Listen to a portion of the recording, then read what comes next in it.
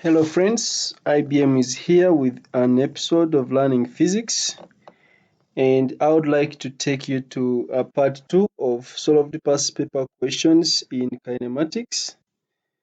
So this is AS Physics 9702 and this is going to be kinematics. This is part 2.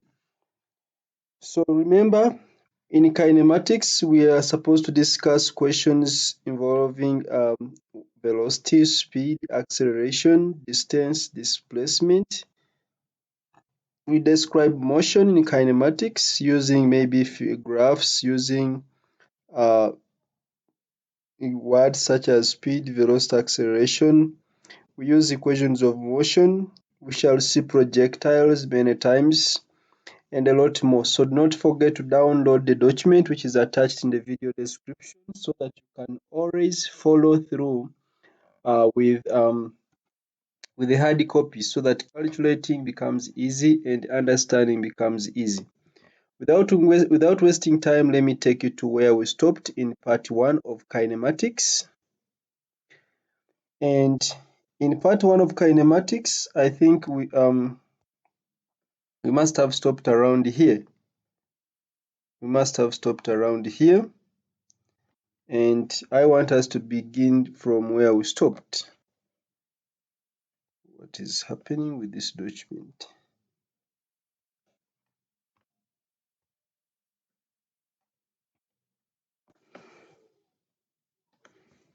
So let's pick up from where we stopped in part 1. So in part 1, I think we stopped around on page 63. So I want us to pick up from page 64.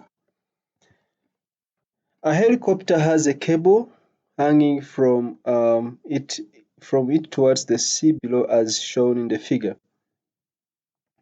A man of mass 80 kilograms rescues a child of mass 50.5 kilograms. So the total is going to be 80 plus 50.5, which is equal to 130.5 kilograms. That is the total mass. So the weight of this is acting downwards. Of course, there's going to be a tension in the cable that is going to be upwards.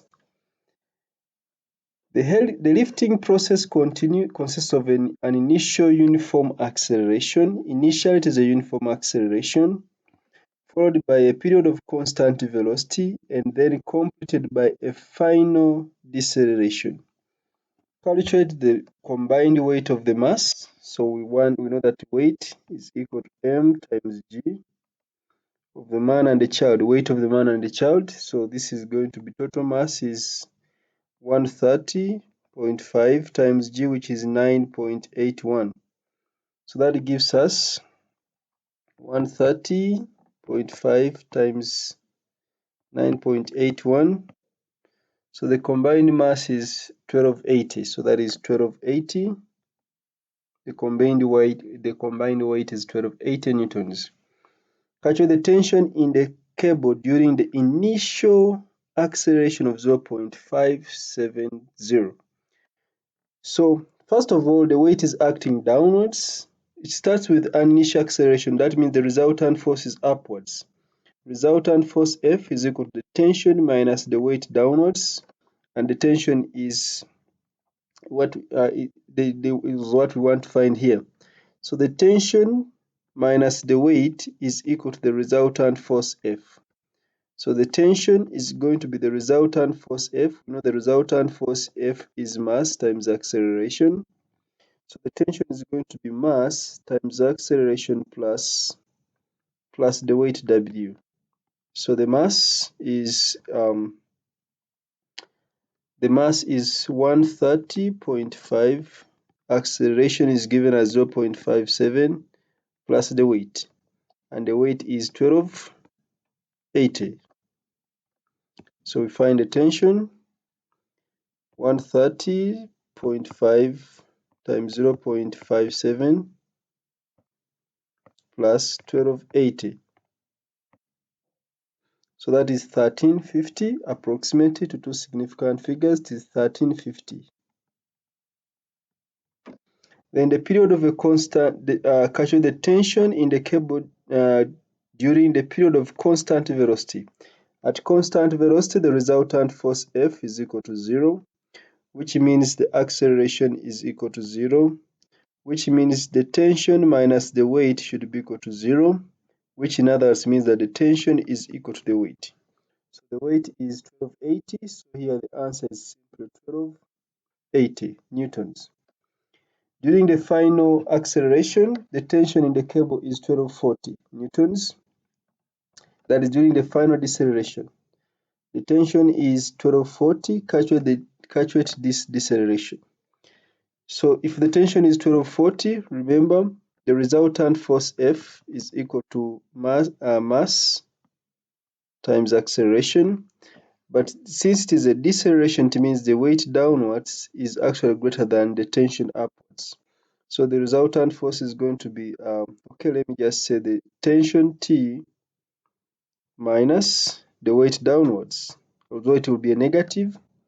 So the acceleration will be equal to the tension, which is going to be 1240, minus the weight, which is 1280, divided by the mass, which is 130.5.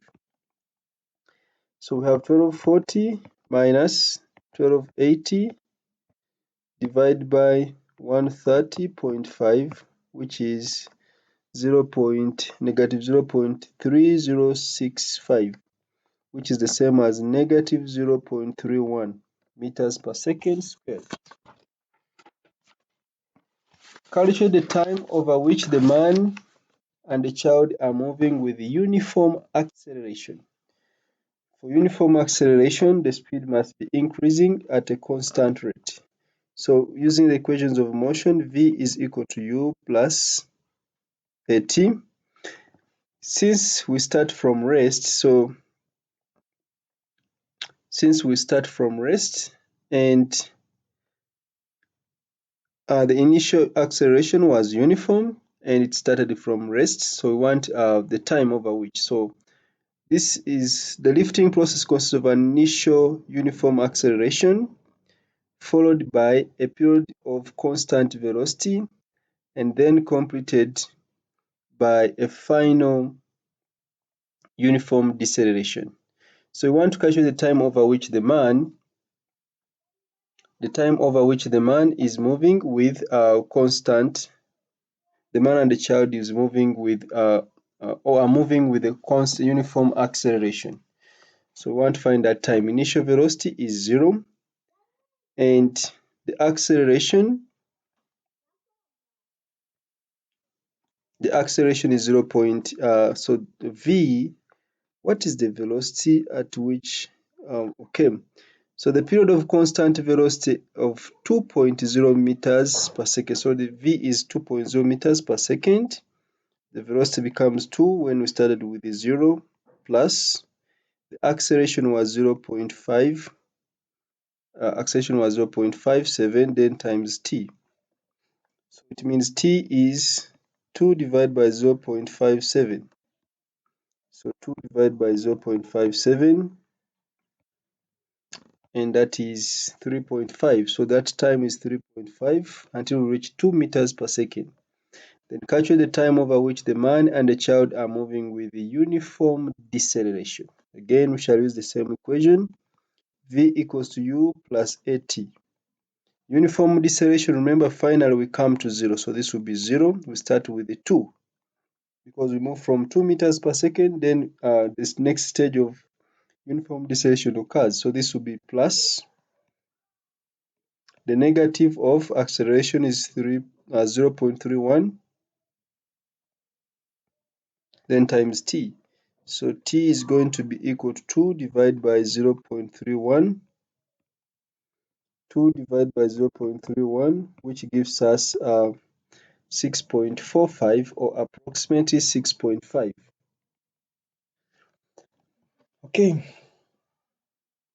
The time over which the man and the child are moving with a constant velocity is 20 seconds. So the time over which the child and the man are moving with a constant velocity is 20 seconds. On the figure, sketch a graph to show the variation with the time of the velocity of the man and the child for the complete lifting process. So initially, For the first stage, moving with uniform velocity, the time is 3.5. So we look for 3.5. The scale on the x-axis is 5 divided by 10, that is 0.5. So this is 1, 2, 3. 3.5 is here. So time is 3.5. That one was a uniform acceleration. So remember, acceleration is the change in velocity over time. So the acceleration was, we have seen that here the acceleration was uniform, and the change in the final velocity was changed from 0 to 2. Therefore, this is going to be this point here, 3.5. I think it will be this point. So the velocity increases to 2 meters per second from 0 in a time of 3.5. So that one is going to be a straight line from the origin because it was moving with the uniform acceleration. That is a straight line. Then followed by the next stage is when the velocity remains constant, and they told us it remains constant for 20 seconds. So we have 3.5 plus 20. 3.5 plus 20, that is 23.5. So it stops on 23.5. That will be constant velocity. So this is 21, 22, 23.5. So 23.5, that will be constant velocity. So our graph remains horizontal until 23.5.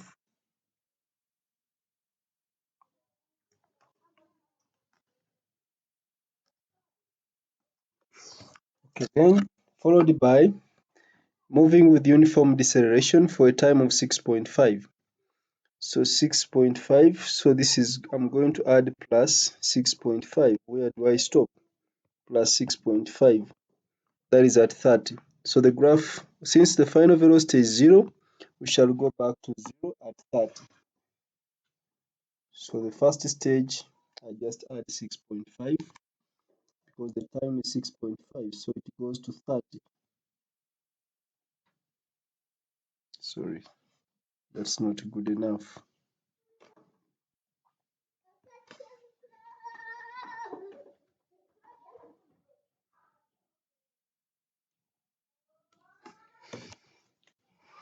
Okay, so we have such a graph. We have such a graph. I don't know why it is hard for me to sketch this.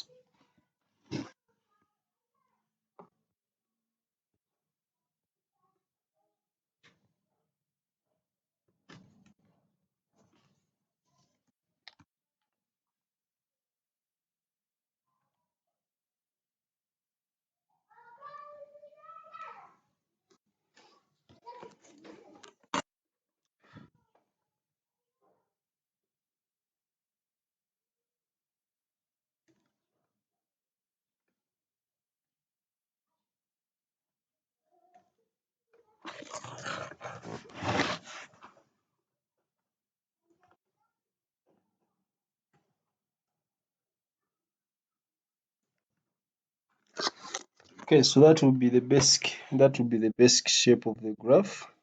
That will be the basic shape of the graph.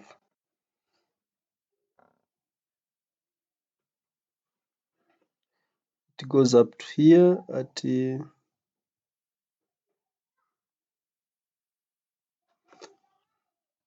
this is at 23.5. So that the difference between this and that is 20 seconds. Okay, number next. The ball is thrown vertically downwards, down towards the ground, and rebounds as illustrated. So it is going downwards, then to rebounds as illustrated. When it rebounds, it goes up to height h. So as the ball passes A, it has the speed at 8 has speed of 8.4. The height A is 5 meters above the ground. The ball hits the ground and rebounds. So to rebound means there's a change in direction. Assume that air resistance is negligible, meaning equations of motion can apply easily. Calculate the speed of the ball as it hits the ground. So V squared equals to U squared plus 2AS. Since it starts from rest, at A the speed is 8.4. So we want the speed at V, so at B. So V is going to be the square root of initial speed is 8.4 squared plus, since it was falling downwards, so it will be plus 2 times 9.81. It falls through a distance of 5 meters, 5.0. So this will be square root of 8.4 squared plus 2 times 9.81 times 5, which gives us 12.99, and this is approximately 13. Show that the time taken for the ball to reach the ground is 0.47 seconds. Time to reach the ground is 0.47 seconds. Okay, so we can simply use a simple equation as V equals to U plus AT. If we know that V is 12.99 equals to initial velocity is 8.4, this is plus acceleration is 9.81, then times t. So t is going to be 12.99 minus 8.4 divided by 9.81. So 12.99 minus 8.4 divided by 9.81. So that gives us 0.468. So this is 0.46788, which is approximately 0.47 as required. The ball rebounds vertically with a speed of 4.2 meters per second as it leaves the ground. The time the ball is in contact with the ground is 20 milliseconds. The ball rebounds to a maximum height h. The ball passes A at time t equals to 0. So at t equals to 0, the ball is passing A. So it means our graph starts with 8. At t equals to 0, the speed was 8.4. Then it hits the ground at certain time t, which is 0.47. At 0.47, I think that's when it hits the ground. The speed is going to be maximum, which we have seen as 12 point. The speed is maximum, which we have seen as approximately 13, a round of 13. That's when it hits the ground. Then it rebounds. When it rebounds, it leaves the ground with a speed of 4.2. But it rebounds, it is in contact with the ground for 20 milliseconds. So I will have to add 20 milliseconds on 0.47. 20 milliseconds is the same as, so 0.47, I will add 20 milliseconds so that it becomes 0. Okay, plus 20 milliseconds, that is 0.02, which becomes 0.49 seconds. So it rebounds at 0.49 seconds, then it goes back to the maximum height. So it goes back to a velocity of 0. So these are the points that I will plot. So to start with, I'll look for a scale. Maybe let me say 10 small squares represent 8 on the vertical. 1, 2, 3, 4, 5, 6, 7, 8. Sorry, 8, 9, 10. 10 small squares represent 8. So here I'll have 8 to 16, 0, 8 to 16. Then on the x-axis, I will say maybe 20 small squares represent 0.5. 1, 2, 3, 4, 5, 6, 7, 8, 9, 10, 11, 12, 13, 14, 15, 16, 17, 18, 19, 20. So here I'll have 0.5. Another 20 will represent 0.5. So I'll be at 1. So 1, 2, 3, 4, 5, 6, 7, 8, 9, 10. So this is going to be 1.0. And here this will be 2.5. I'm interested only in these parts here. So at time t equals to 0, the speed is 8.4. On the vertical, my scale is 8 divided by 10, which is 0.8. So this is going to be 8.8. One small square will be 8.8. So half a square it will be 8.4. So 8.4 will be somewhere there. That is 8.4. Then, of course, air resistance is negligible, so the acceleration is constant.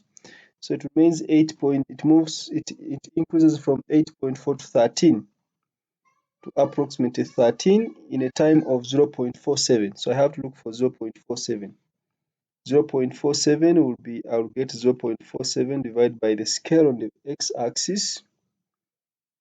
The scale on the x-axis, 0.5 divided by 20.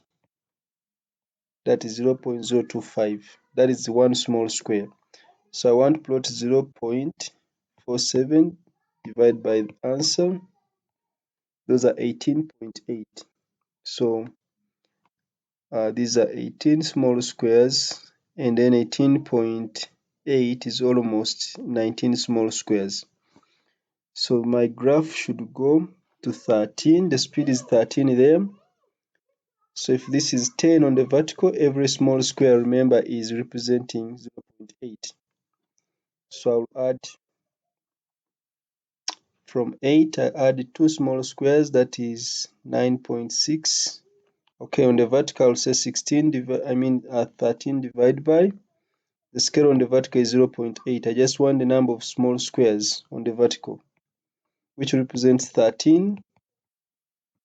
So those are 16.25. So this is 10, 11, 12, 13, 14, 15, 16.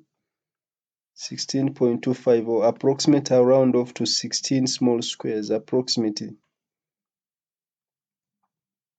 So on the vertical, we have 16 small squares for 13, velocity of 13, or slightly above 16. And then on the x-axis, we had 0.47 divided by 0.25, because we said it was 0.5 divided by 20.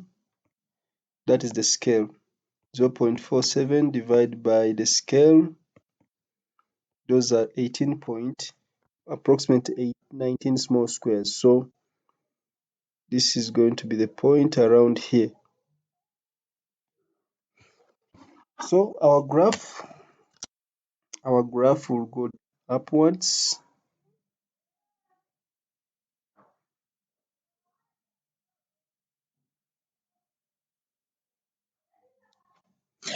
Okay, for the first, then it rebounds between 0.47. 0.47 is around here. It rebounds, so between 0.47 to 0.49. 0.49 divided by the scale, we get, this will be 0.49 divided by 0.25. Those are 19.6 small squares. That is approximately 5, almost 20 small squares. So here it was at 0.47. Now we are going to 0.49, is somewhere there, and it rebounds to a speed of 4.2, which 4.2 is half of 8.4. So if 8.4 were 10 and a half, then this will be 1, 2, 3, 4, 5. That is 4. 4.2 will be somewhere here.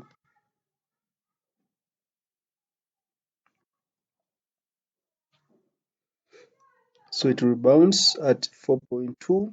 So this is going to be the point somewhere here, because we need 19.6 small squares on the x-axis.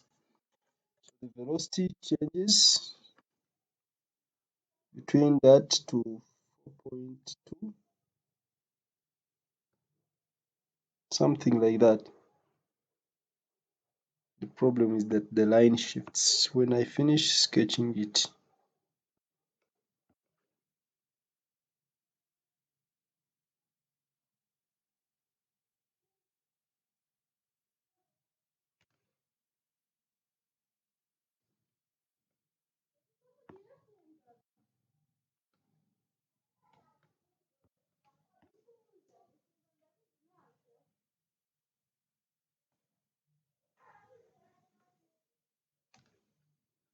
Okay, so that is it is at 4.9. That is when it is in contact with the ground. That's when there is a change in velocity, and then it now moves. The ball rebounds to a maximum height h. Remember, at maximum height v is 0, so the graph must go to 0. But what time does it take to reach maximum height? So we need to find that time to reach maximum height. So we need to find a time to reach maximum height using v equals to u plus at. V equals to u plus at. Again, it will be 0. It will be starting with 4.2 because it's moving against gravity.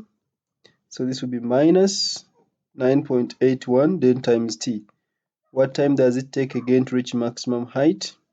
So the time will be 4.2 divided by 9.81, which is 4.2 divided by 9.81, and that is 0.43. So it takes time of 0.43.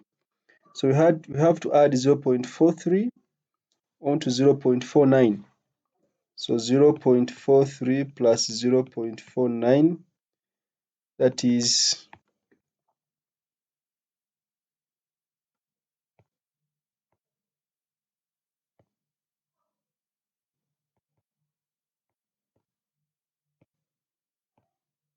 0.92. Is it 0.92?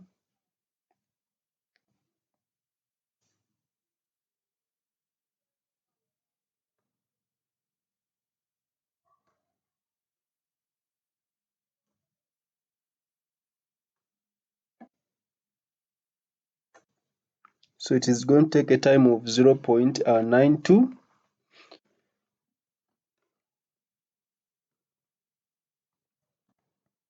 We have plotted 0 at 0 and 8.4. Then now we have a time of 4 point.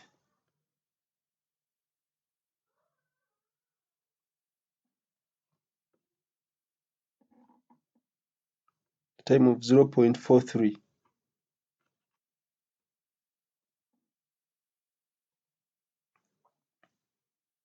Okay, so let's see the time from 0. Okay, this will be 0.47 plus 0. I think that will be 0.443 plus 0.47, which is 0.9 or approximately 9.2.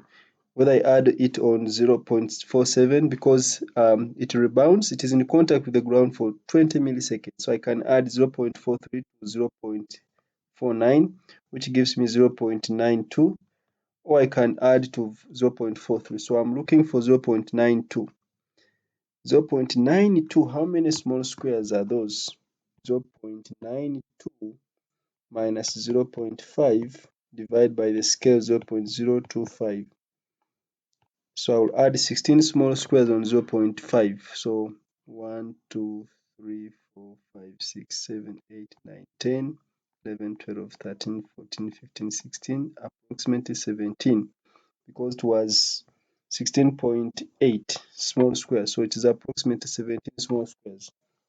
So it now goes back to 0 after bouncing. So it will go back to 0. So this will be the graph. The lines will be very parallel. I can make them bolder.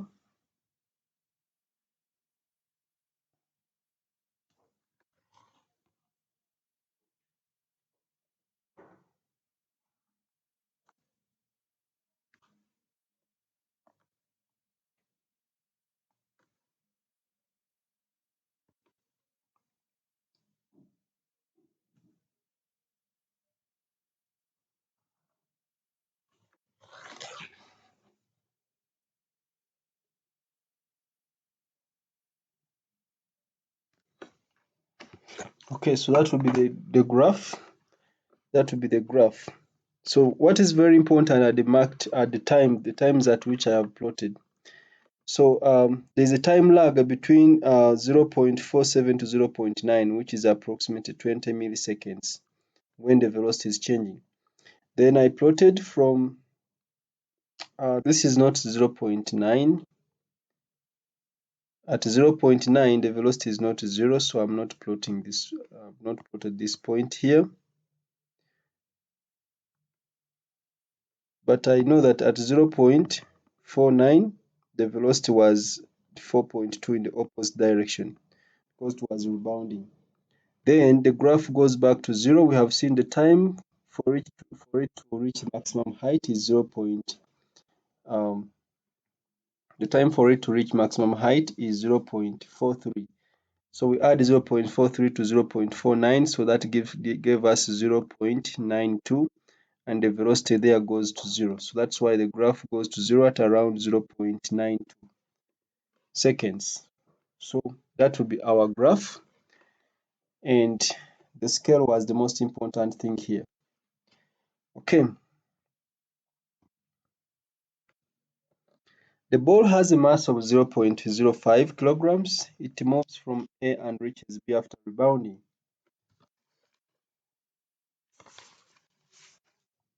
For this motion, calculate the change in kinetic energy.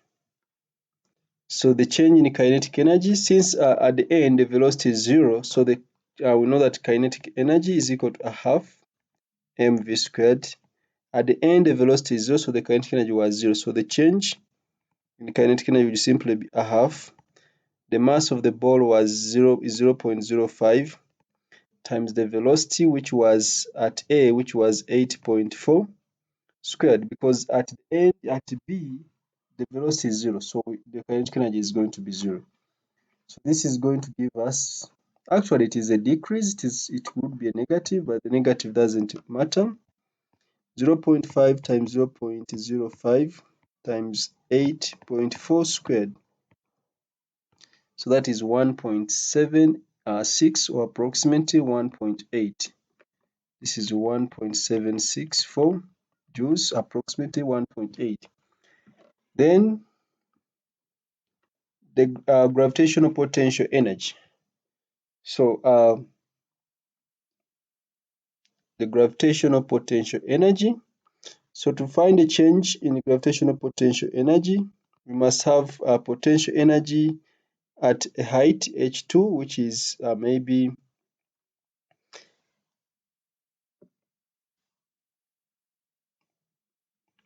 to be mg times difference in height h.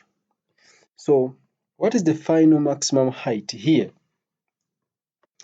Using v squared equals to u squared plus 2as. At maximum height, velocity is 0, so v0 squared is equal to 4.2 squared, that is the initial velocity when it is moving upwards again, minus 2 times 9.81 times the height h. I will call this one h2. So h2 is going to be equal to, the height h2 is going to be equal to 4.2 squared divided by 2 times 9.81. So this is going to be 4.2 divided by, it is 4.2 squared divided by 2 times 9.81, which gives us that value 0.899 meters. That is the height to when it rebounds from the ground. But of course, h1 was 5. h1 was 0.5 meters. It fell from 0.5 meters. So it means the change in potential energy is going to be mg, which m is 0.05 times g, which is 9.81, into the difference in height, which is going to be 0.899 minus, no, the other one is it 5 or 0.5? Oh, this is 5 meters, so this is minus 5 meters. So this is minus 5 meters, not 0.5. The first height was 5 meters. So this will be minus 5 meters. or it would be 5 minus 0.899. So we can check 0.5, so 0.05, that is the mass, times 9.81 times 0.899 minus 5. So that is negative 2.0. The negative just shows that the potential energy is less, it is a decrease. State and explain the total energy, the total change in energy of the ball for this motion. Total change in energy. So, first of all, the change in the kinetic energy was a decrease. I would have put here negative because final kinetic energy was 0. So the kinetic energy was a decrease. The potential energy is also a decrease because the final height is actually smaller. So the total change in energy is going to be the sum of those two. So change is negative 1.8 plus negative 2.0, which is equal to negative 3.8 joules. That's the total change. But they said explain. So the energy is lost to the ground on impact as thermal energy in the ball, maybe in deformation of the ball, and so on and so forth. That is what accounts for this change. So energy is lost, or this energy is lost.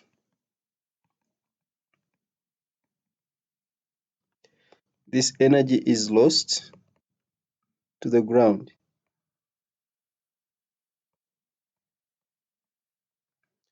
on impact as thermal energy in the ball.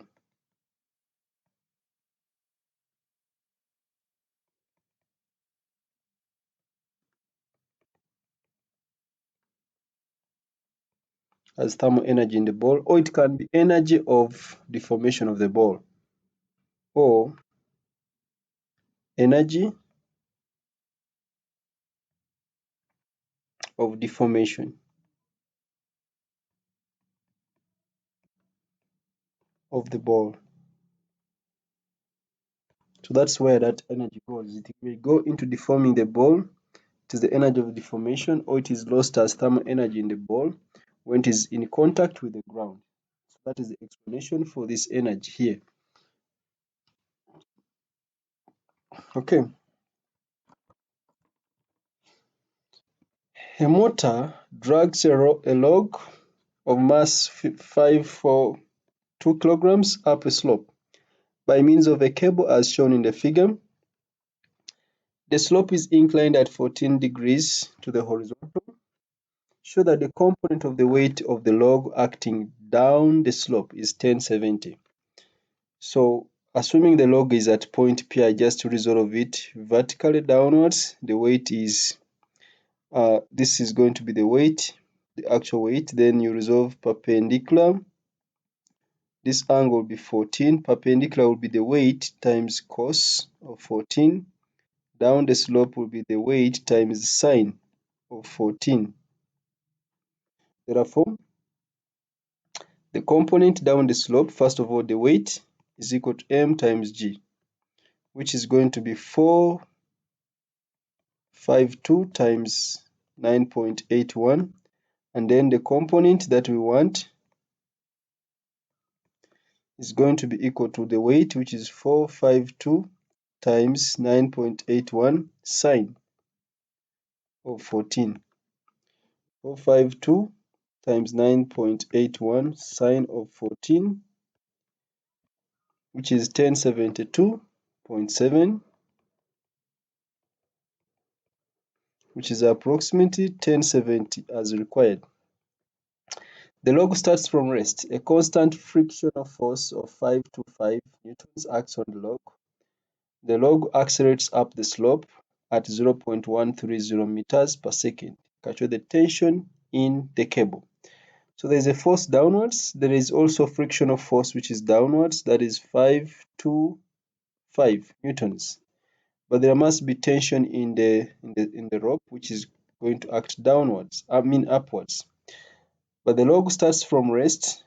A constant frictional force 525 newtons acts on the log. the log accelerates up. It means the resultant force is upwards. And we know that resultant force upwards is equal to the mass times the acceleration. Since the resultant force is upwards, it means the tension is greater. So we shall say tension minus the force downwards, which is going to be mg sine theta. The resultant force is going to be tension minus mg sine 14, and the mass is 452. The acceleration is 0.130. They say the constant frictional force of 525 newtons acts on the log. The log accelerates up the slope. The log accelerates up the slope with at 0.13 meters per second. So the resultant force up the slope, is equal to the tension minus mg sine of 14. So this is going to be equal to tension T minus 1070, because mg sine 14 was 1070, and this gives us 452 times 0.13 plus 1070. Oh, there is friction. Why am I forgetting friction force? Friction is also downwards, so we have F is equal to MA. This is equal to tension upwards minus mg plus the frictional force, which is 525. So this will be minus 1070 plus 525, because these ones act downwards. So we want the tension. So the tension will be, I'll repeat this, 452 times 0.13 plus, I bring the other bracket to the end, that is 1070 plus 525, 525, and that gives us T as 1653, which is approximately 1650 newtons.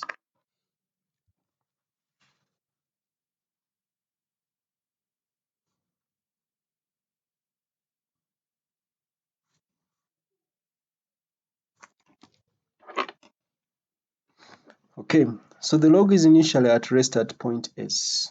That means initial velocity is 0. It is pulled through a distance of 10 meters to point P. So the distance from S to P is 10 meters. Calculate for the log, the time taken to move from S to P. So if we assume that it is moving, or it was mentioned that it was moving with a constant acceleration from S to P, so the equations of motion can apply, and I'll use S equals to ut plus a half at squared. Since it starts from rest, u is 0, so S is 10 equaling to a half times the acceleration, which was given as 0.130 times t squared. So it means t would be equal to 2 times 10 divided by 0.13 under square root 2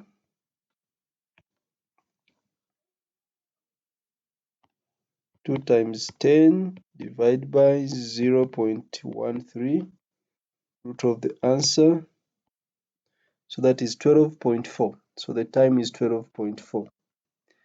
Then calculate for the log the magnitude of the velocity at P.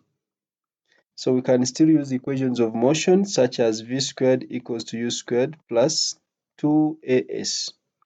We want v at point P, so v is going to be equal to the square root of initial velocity at S was 0, so it is 0 squared plus 2 times the acceleration, which is 0.13 times the distance, which is 10.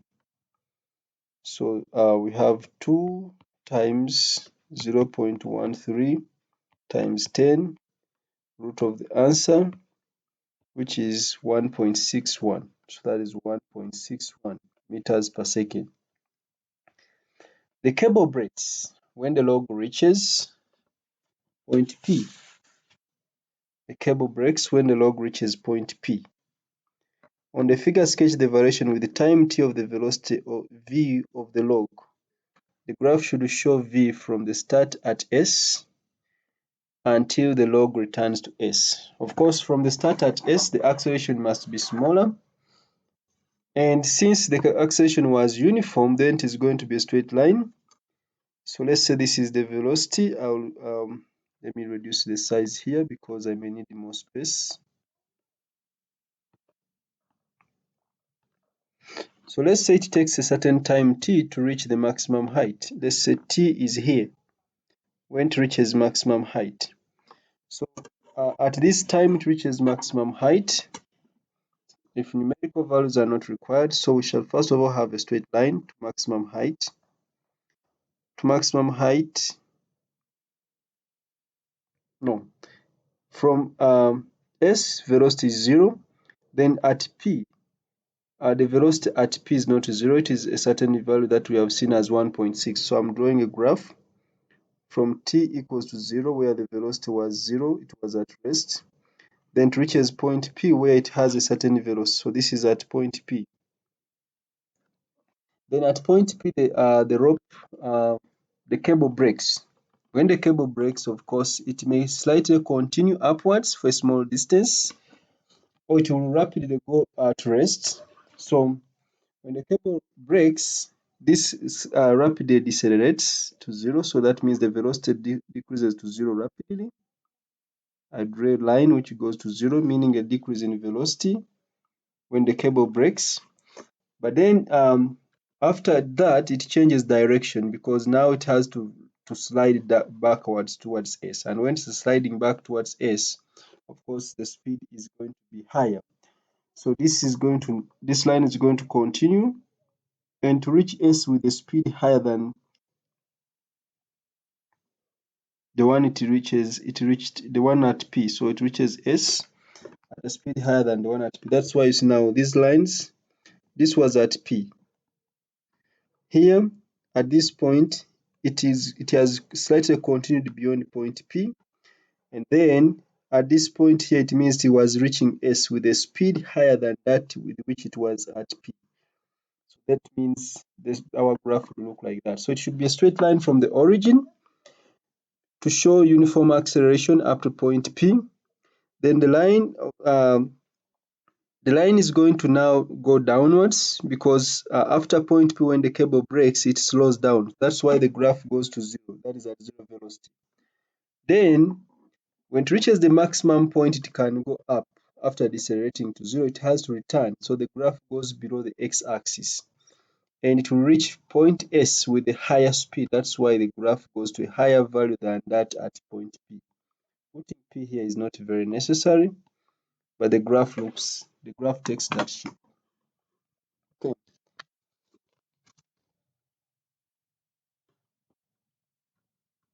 Define force. We know force is the rate of change of momentum. Force is the rate of change of momentum.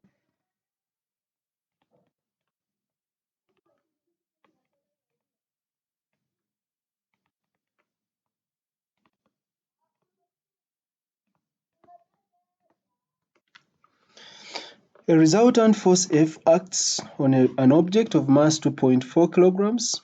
The variation with the time t of F is shown here. So here we have a graph of force against time. Let me reduce it slightly. It is a graph of F against time. In your mind, you know that force is equal to mass times acceleration, where F is the resultant force. The object starts from rest. Where you see the force is constant, it means the acceleration is constant. Where you see the force is 0, it means the acceleration is 0. On the figure, show quantitatively. Quantitatively means you must get the figures. The variation with the time t of the acceleration of the object include appropriate values on the axis. So we have a scale on the x-axis. Let's also have, let's first calculate the accelerations before we come up with a scale. Of course, here I will not calculate the acceleration because here it will be 0. I will need the acceleration between t equals to 0 to t equals to 2 seconds. So acceleration is going to be the force over time. Force over mass. The force is 8 point, I think this is 8.4. So that will be 8.4 divided by the time, which is, the force is 8.4 divided by the mass, which mass is, what was the mass? The mass was 2.4 kilograms. So the acceleration in the first 2 seconds is 8.4 divided by 2.4 kilograms, which gives us 8.4 divided by 2.4, that is 3.5 meters per second squared. So the acceleration for the first 2 seconds is 3.5 meters per second. The acceleration for the next 2 seconds, that's between 2 and 4 seconds, is 0 because the force is 0. So I'll just look for a scale. 1, 2, 3, 4, 5, 6, 7, 8, 9, 10. That is 1.0. 1, 2, 3, 4, 5, 6, 7, 8, 9, 10. That is 2.0. 1, 2, 3, 4, 5, 6, 7, 8, 9, 10. That is 3.0. And I think this will be 4.0. Okay, so between t equals to 0 to t equals 2.5, 2.0, the acceleration is 3.5. So 3.5 is in the center. 1, 2, 3, 4, 5. So that is 3.5.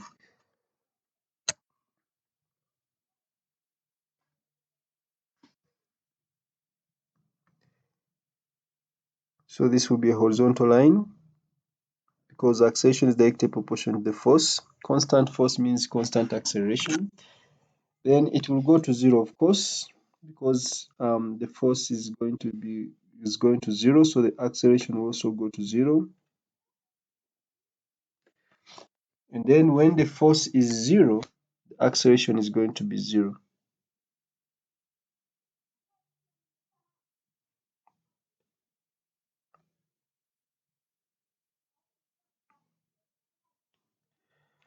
So the graph would be almost having the same shape as that of the force, only that here it will be at 3.5 meters per second squared.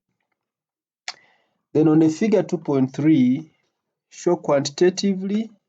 Quantitatively means we must quote figures. The variation with the time t of the momentum p of the object. So we know, me and you, that force is the rate of change of momentum, or the change in momentum is equal to the force times the time. So for the first 2 seconds, the time is 2, the force was 8.4. So 8.4 times 2, which is equal to 16.8. For the next 2 seconds, the force was 0, so the change in momentum is 0. So for the next 2 seconds, no, the change in momentum is going to be 0. It means the momentum remains constant. So for the first 2 seconds, the force is 8.4. The change in momentum is 1.6. So momentum changes from 0 to 1.6 for the first 2 seconds. So I'll look for a scale. 1, 2, 3, 4, 5, 6, 7, 8, 9, 10. That is 5. 1, 2, 3, 4, 5, 6, 7, 8, 9, 10. That is going to be 10. 1, 2, 3, 4, 5, 6, 7, 8, 9, 10. That is going to be 15.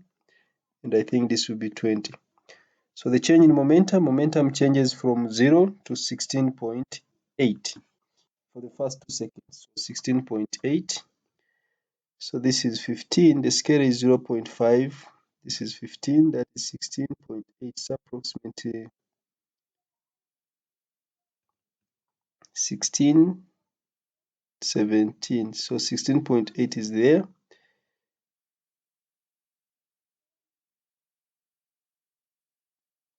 Okay. So this graph will go to that point there.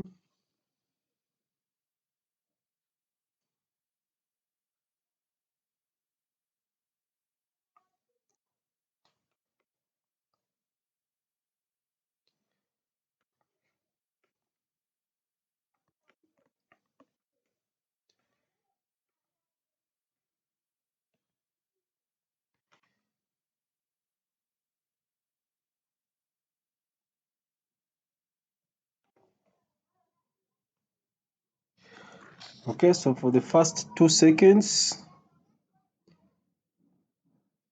the momentum changes from 0 to 16.8 Newton seconds. Then for the next 2 seconds, the force is 0, so the change in momentum is equal to 0 times t. So the change in momentum is 0, which means momentum remains constant. So that will be a horizontal line.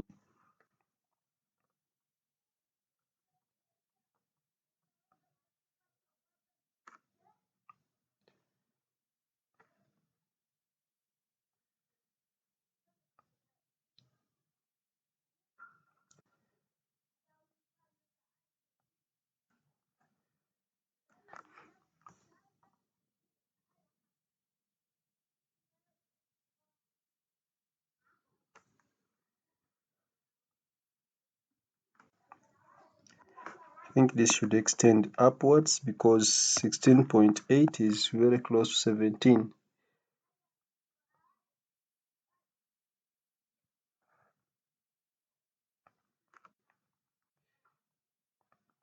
Okay, something like that.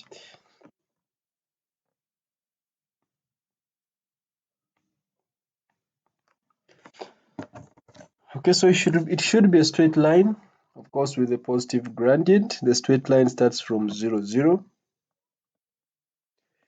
Then it goes up to 2 and 16.8 because momentum changes from 0 to 16.8. And then it becomes horizontal between 2 and 4.0 because the force is constant, meaning that the change in, the force is 0, meaning that the change in momentum is constant. Okay. A student walks from A to B along the path shown in the figure. So that is the path.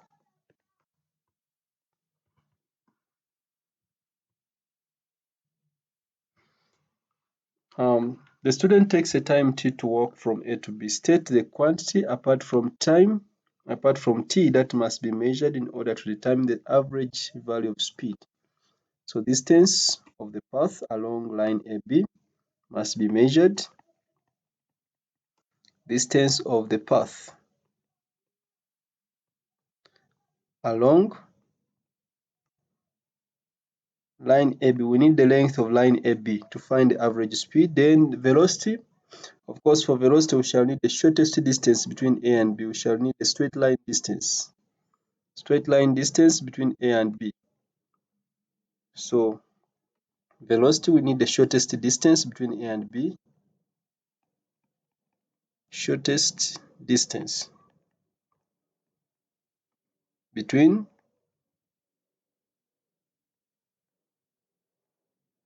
AB, between A and B.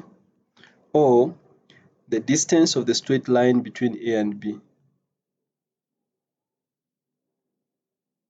Straight line. Straight line from A to B.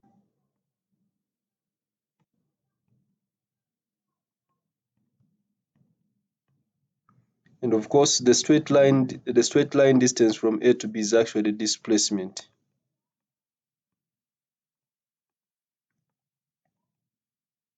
From A to B.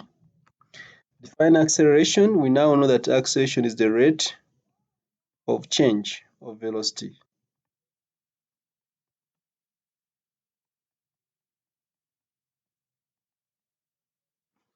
Rate of change of velocity. A girl falls vertically onto a trampoline, as shown here. The trampoline consists of a central section supported by springy materials. At time t equals to 0, the girl starts to fall. That means initial velocity equals to 0 at t equals to 0. The girl hits the trampoline and rebounds vertically. The variation with the time t of the velocity v of the girl is illustrated here. So this is a graph of velocity against time. So we can see the rebound is between this value of time and this value of time. So this is the rebound, time of rebound. No, it is between this and that, which is from The scale on the x-axis is 0.5 divided by 10, that is 0.05 times how many small squares? 1, 2, 3, 4, 5, 6, 7, 8, 9, 10. So times time. So it means the time of rebound is this time is 0.5 seconds. Okay. For the motion of the girl, calculate the distance falling between t equals to 0 and when she hits the trampoline. So we want the distance she hits the trampoline at this point here, and the distance is the area under the graph. So distance equals the area under the graph. Distance equals to the area under the graph or under the line. So that means this is going to be a half. The base is, this value is going to be 0.5566758859859. So that is 0.9. 0.9. This value is 0.9. Then times the height, which is, this is the vertical height, which is, I think the scale on the vertical is 2 divided by 5, which is 0.4. So that is 2.8, that is 8.8. So this will be times 8.8. So we check our calculator. 0.5 times 0.9 times 8.8. So that is 3.96. We could also use equations of motion such as we could use v squared equals to u squared plus 2as. So since it starts from rest, velocity u is 0 and reaches the trampoline with a speed of 8.8 from the graph. So s is going to be 8.8 squared divided by 2 times a, which is 9.81. We can check this one also. 8.8 squared divided by 2 times 9.81. And this is giving us 3.95. This would give us 3.95. Approximately, this is the same value. Okay. Then the average acceleration during the rebound. Average acceleration during the rebound. Remember, acceleration is the change in velocity over the change with time. So since the velocity changes from 8.8 to negative, this is negative, I think that is negative, this is negative 4.4. So this is going to be negative 4.4 minus 8.8, or the other way around, 8.8 minus negative 4.4 divided by 0.5. The time of rebound, the duration of rebound was 0.5. So we just get negative 4.4 minus 8.8 divided by 0.5, which gives us negative 40. Is it negative 40? Negative 4.4 minus 8.8 divided by 0.5. Okay, negative 26.4. Negative 26.4. That is the average acceleration. Use the figure 2.3 to compare without calculation the acceleration of the girl before and after the rebound. Explain your answer. So when you look at the two lines as if this is parallel to that one, so the acceleration is more or less the same. It is constant because the gradients are the same. The lines have the same gradient, so the accelerations are the same. But of course, you would see that the change of speed is in opposite direction, because the other one was, the first stage, the change of speed is in one direction, and the other one, the change of speed is in the opposite direction because it's below the x-axis. So we can simply say the accelerations are constant because the lines are straight.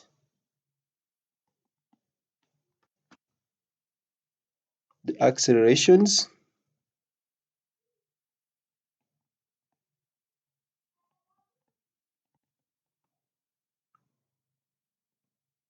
are constant because the lines are straight,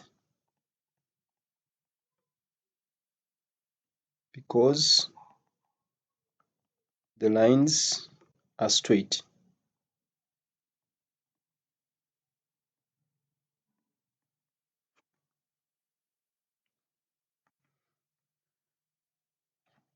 The accelerations are constant because the lines are straight, so we can agree that there is no air resistance. So no air resistance.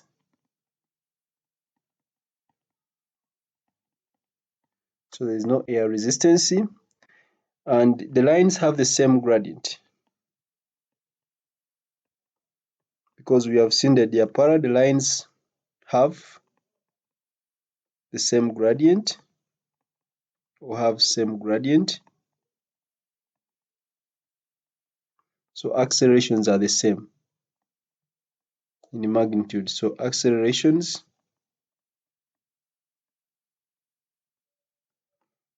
are the same.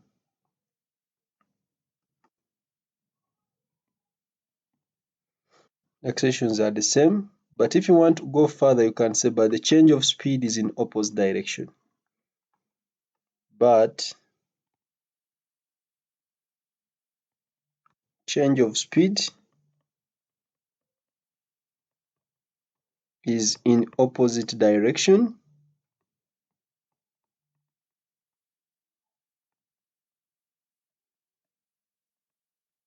Is in opposite direction as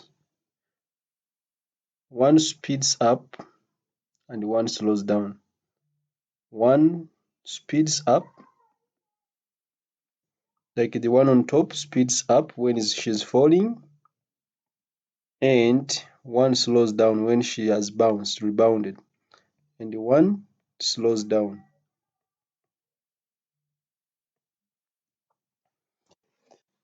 Use figure 2.3 to compare without calculation the potential energy of the girl at t equals to 0 to t equals to 1.85 seconds. Explain your answer. So to compare without calculating the potential energy of the girl at t equals to 0, at t equals to 0 and t equals to 1.85, at t equals to 0,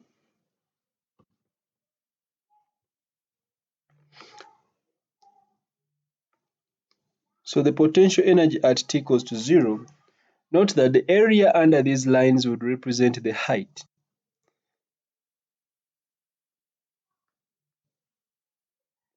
And t equals to 1.8, 1.85, I think 1.85 is somewhere here. Okay, so we are comparing the potential energy of the girl at t equals to 0 and t equals to 1.85. Note that at 1.85, the girl has again, the velocity is 0. The girl has reached maximum height at 1.85, somewhere here. But remember, the area under the graph, or the area with the x-axis, represents the height. And you'll notice that the first area at t equals to between t equals to 0 to t equals 0.9, the first area is actually greater compared to the second area. So the second area is smaller. So it means the second area is representing a smaller height. So this one is representing a smaller height than the first area, which means there is a loss in potential energy. Okay, so we are simply going to say that area under the lines represents the height. Area under the lines represents the height. Remember, potential energy is equal to mgh, and the area under the lines represents the height. And we notice from the graph that the second area is smaller. Second area is smaller.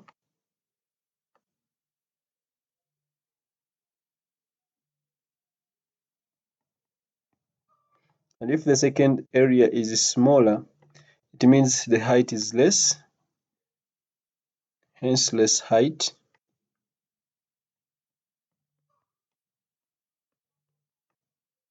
Hence less height, which means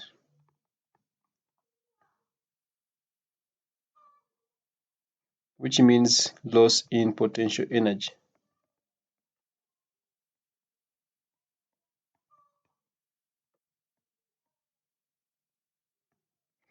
Yeah, so from the graph, when you look at the graph, at t equals to 0, remember the body was at maximum height and it fell. It reached the trampoline at a speed of 8.8. So the area, the height from which it falls is represented by this area under the graph. Then when it rebounds, the area representing the rebound, the distance to which it goes is represented by this area here. So without even calculation, you see that this area is greater than the other one. So it means there is a loss in height. There is a loss in potential energy. Okay. Define velocity. We now know that velocity is the rate of change of displacement or change of displacement over time taken. Rate of change. Rate of change of displacement.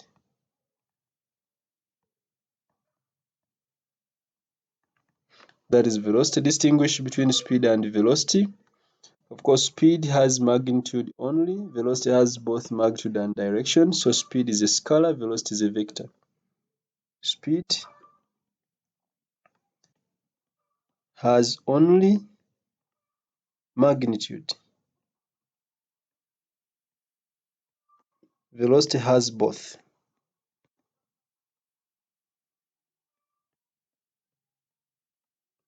magnitude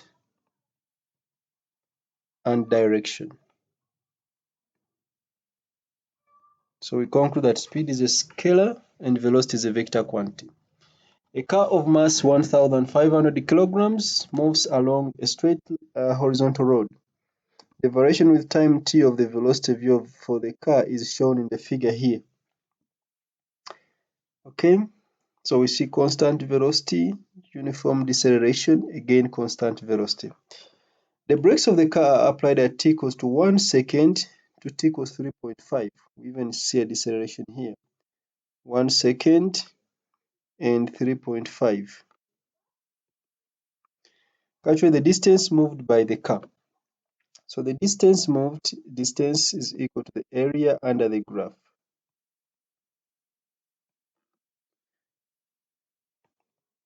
For a velocity time graph, distance is area under the graph.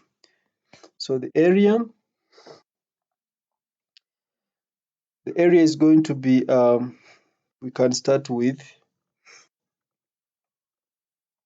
from time t. Remember, for the brakes for the car are applied at between t equals to 1 to t equals 3.5.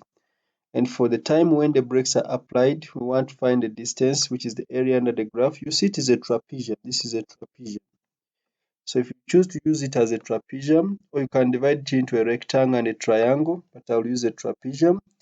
So it will be a half into, maybe your A would be, this would be your value of A, which is, I think this is 18.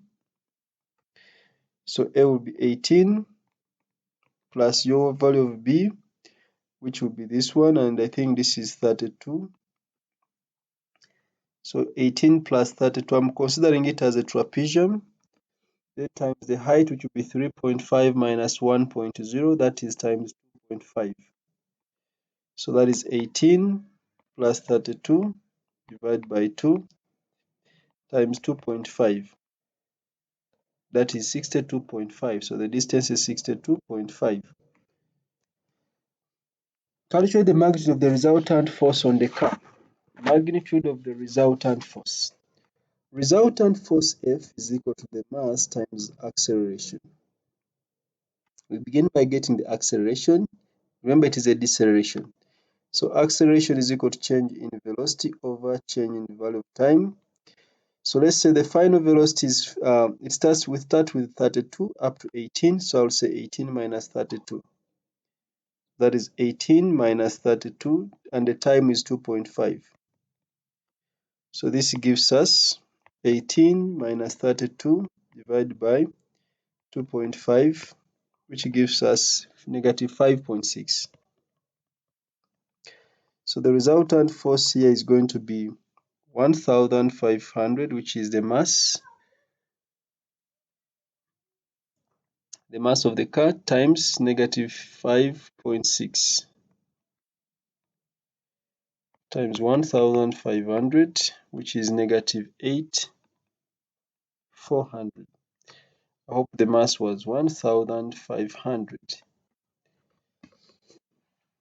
Okay.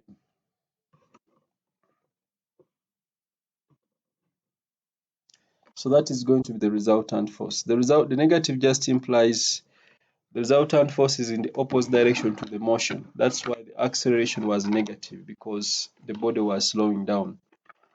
On the figure 1.2, show the arrows and show with the arrows the directions of the acceleration. Label this arrow A, and the resultant force, label this arrow F. Of course, the resultant force and the acceleration are always in the same direction. So, since the acceleration was negative, or the resultant force is the acceleration is negative, it shows that the force in the opposite direction of motion is greater. So it means the resultant force is going to be in this direction. I'll label this F. It means even the acceleration is in the same direction.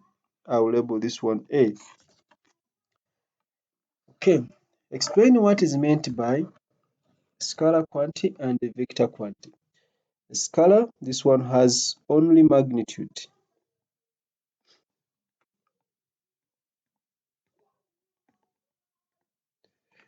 Or some people think size is the same as direction.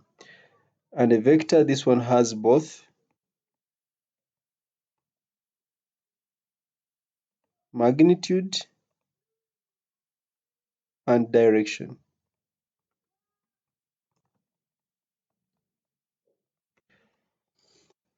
The ball leaves point P at the top of a cliff with a horizontal velocity of 15 meters per second as shown here.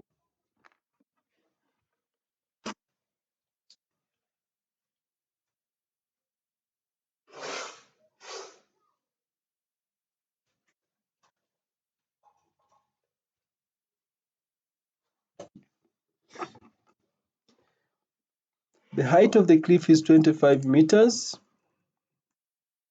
Calculate the vertical velocity of the ball just before it makes impact with the ground. Vertical velocity just before it makes impact with the ground. Okay. So we are going to consider vertical motion and use the equations of motion such as v squared. I will use v squared equals to u squared plus 2as. Of course, it is in the vertical, since it is projected horizontally. Initial velocity in the vertical is 0. U in the vertical is 0. So v squared, v in the vertical, final velocity in the vertical is going to be the square root of 0 squared plus 2 times 9.81 times the vertical distance, which is 25. So you have 2 times 9.81 times 25, square root of the answer, which gives us 22.1, approximately just 22 meters per second. Okay.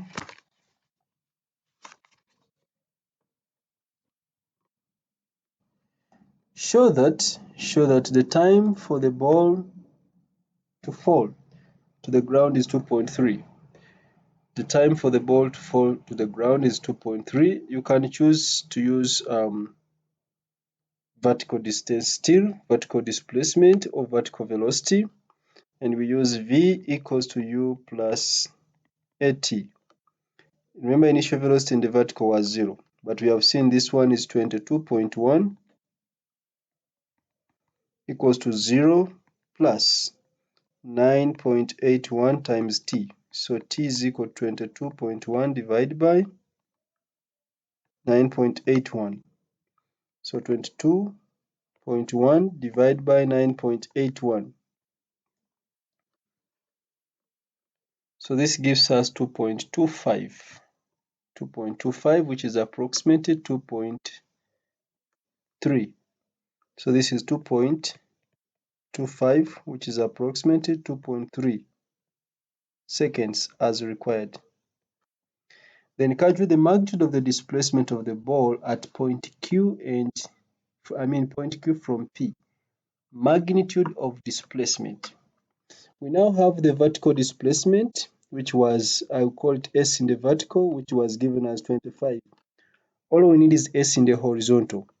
So using S in the horizontal equal to initial velocity in the horizontal times t plus acceleration, a half times acceleration in the horizontal times t squared. Remember, acceleration in the horizontal is 0 because there is no resultant force in the horizontal. So S in the horizontal is going to be initial velocity in the horizontal, which is 15. Then times the time is the same, of course, because time is a scalar quantity. So times the time, which is 2.25 or 2.3. So we first find that one, 15 times 2.25, which is 33.75. So this is going to be 33.75 meters. So because displacement is a vector quantity, we are going to find the resultant. These are two in two perpendicular directions. So the resultant displacement of point SR is going to be the square root of 25 squared plus 33.75 squared.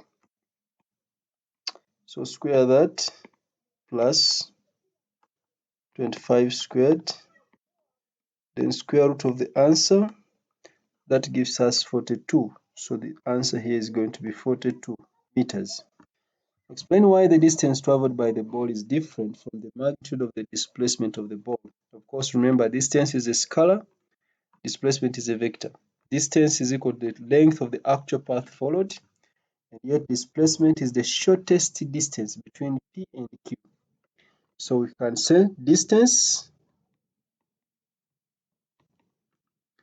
is the length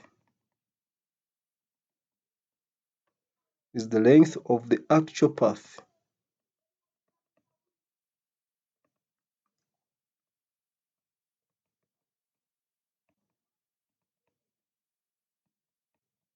The length of the actual path followed by the ball. Displacement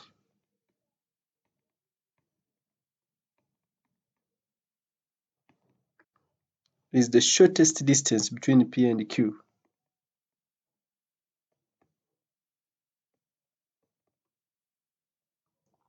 The shortest distance between P and Q, or actually it is the straight line distance P to Q.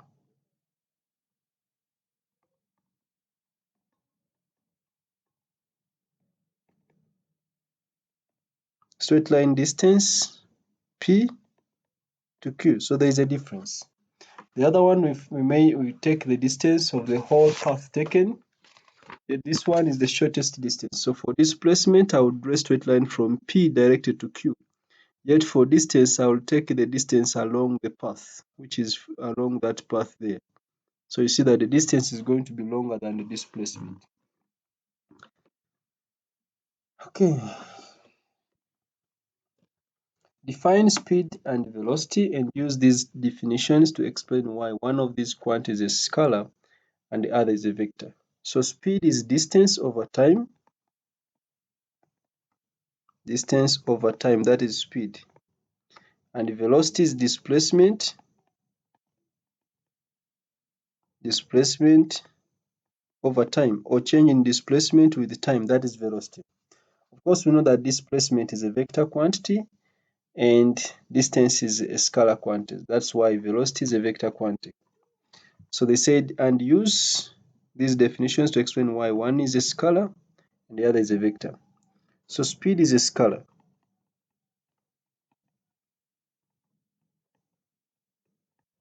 Speed is a scalar because distance has no direction.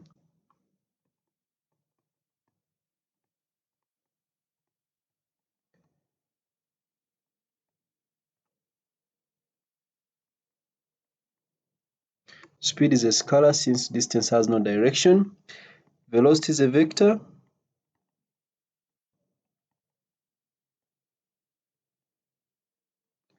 Velocity is a vector since displacement has direction. Okay. A ball released from rest, that is, it starts from zero velocity, falls vertically. The ball hits the ground and rebounds vertically as shown here. Okay, the variation with the time t of the velocity v of the ball is shown. So they have given us a graph of velocity with time. So the time of rebound, I think, is this time here. It is just in one small box. You can find that time. One small square is 1/10. So that is going to be 0.1. That is the time of rebound, 0.1. That's when the velocity changes. The velocity here on the y-axis, the scale is 2/5, which is 0.4. So this is 10.8. Then this one at the bottom is negative 8.8. Yeah.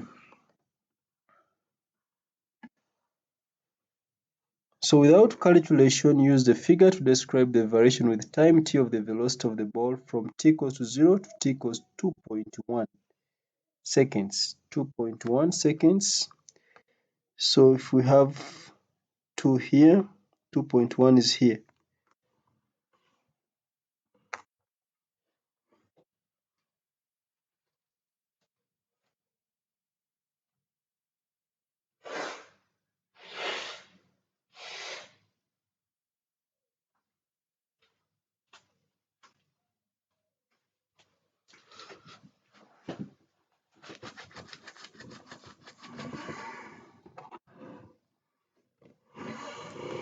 So we see that from t equals to 0 to t equals to around 1.0 or slightly above 1.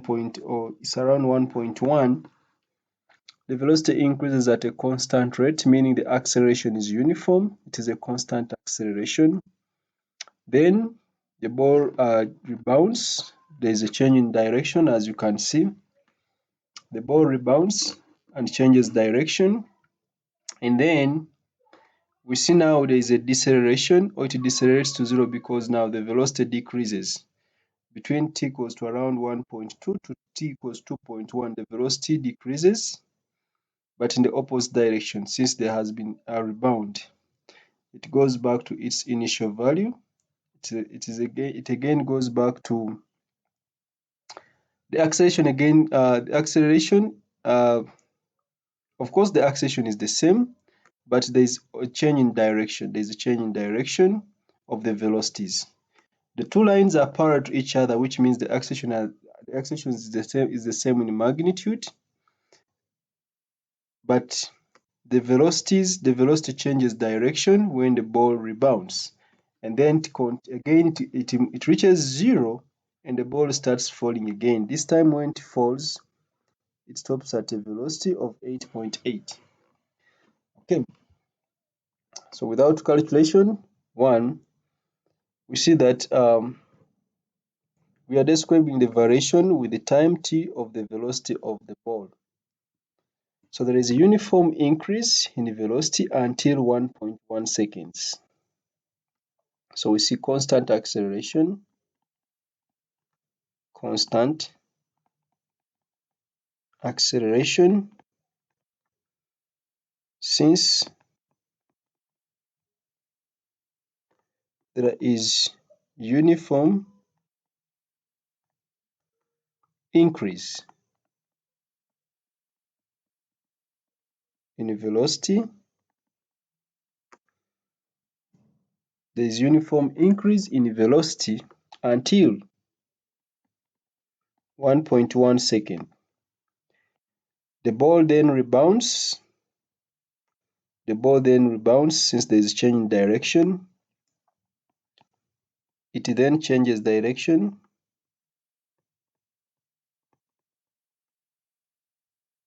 It then changes direction. That means there is a change in direction of the velocity.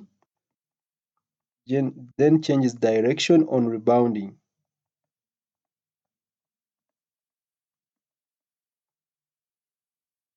And when it changes direction, we see the velocity decreasing, becoming less negative, because the graph is turning towards the x-axis. So it then changes direction on rebounding and it decelerates to 0.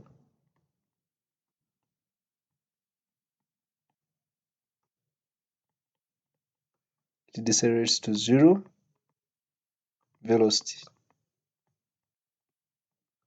But at the same acceleration, as the initial value.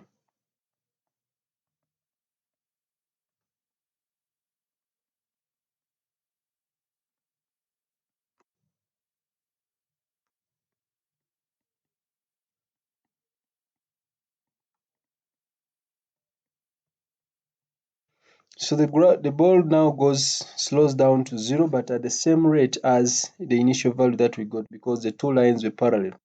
Since they wanted us to explain up to 0.1, then we can stop at that point. We say constant acceleration since there is uniform increase in velocity. That is from 0 to 1.1 seconds. From 0 to 1.1. It then changes direction, that is on rebounding. There's a change in direction, that's why you see we move to the negative values. And now the values, then the line goes towards 0. That means there is a deceleration. The velocity is decreasing in the opposite direction. The velocity is decreasing. So it decelerates to 0 velocity at the same acceleration as the initial value. In other words, it goes to 0 velocity at the same rate as the initial value that we saw between t equals to 0 to t equals to 1.0. Okay. Then calculate the acceleration of the ball after it rebounds from the ground. Show your working. So we know acceleration is going to be the gradient, which is simply v minus u over t, which is going to be, they said after rebounding, after it rebounds. Okay, so we can say we are starting from initial velocity is negative 8.8. Let's say the final velocity we shall consider is 8.8. This is 8.8. The time lag is between 1.1 and 1.1 and I think this is 3.0. No, this is 1.2 and this is 3.0. So the difference here is going to be 1.8. Time difference there is 1.8. Okay, so the acceleration is going to be 8.8 minus negative 8.8 divided by 1.8. So 8.8 plus 8.8 divided by 1.8, which is 9.7 recurring, which is 9.8. So that is 9.77 recurring, which is 9.8. The 7 is recurring. That's what this calculator is showing, 9.7 recurring. Calculate for the ball from t equals to 0 to t equals to 2.1, the distance moved. So distance is going to be the area under the graph. So we shall find, first of all, the distance for the first area above the graph, this one here, and then we find the second area below the graph, which will be this one here. That will be the total distance covered. So distance is equal to the area under the graph. So distance is equal to the first area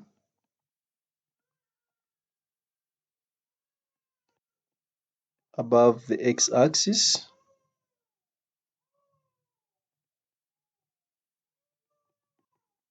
plus the second area below the x-axis.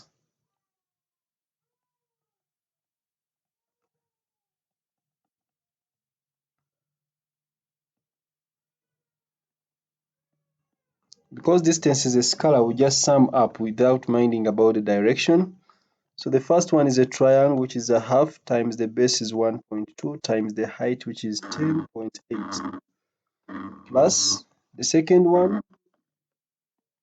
The second one is a triangle, so which is a half. The base is from 1.2 to 2.1, which is 1.2 to 2.1, that is 0.9. So the base is 0.9. So that is a half times 0.9 times the height. The height is from 0 to 8.8. So that is 8.8. So 0.5 times 1.1 times 10.8 plus 0.5 times 0.9 times 8.8, which gives us 9.9. So the distance is 9.9. Then the displacement, of course, for the displacement, we shall just subtract because they are in opposite directions. So displacement would be equal to the first area above the graph, first area above the x-axis, minus the second area below the x-axis. So this is going to be the first area, we have it there, which is a half times 1.1 times 10 power times 10.8, then minus the second area, which we also had, which was a half times 0.9 times 8.8, which will give us, so we have 0.5 times 1.1 times 0.8, times 10.8, minus 0.5 times 0.9 times 8.8. So that is 1.98. 1.98, or approximately 2.0 in meters. On the figure, sketch the variation with the speed. Sketch the variation with the t of the speed of the ball. Now for speed, we don't mind about direction. So the speed, the graph will be just on one side of the axis, because for speed, we don't mind about the direction. However, we need to note the speed, the velocity, first of all. Between t equals to 0, t equals to 1.1, the velocity is between t equals to 0 to t equals to 1.1, the velocity, the speed was 2.1. The speed increases to 2.1. From t equals to 0 to t equals to 1.1, the speed increases to 2.1 seconds. So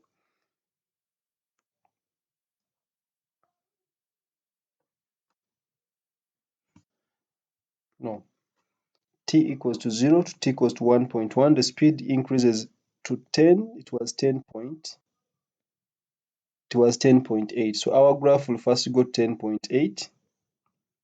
So 10.8 is here.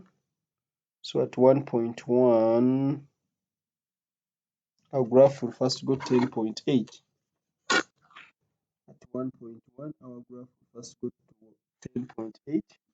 1, 2, 3, 4, 5, 6, 7, 8, 9, 10, 11. Yes. So our graph will first go to 10.8.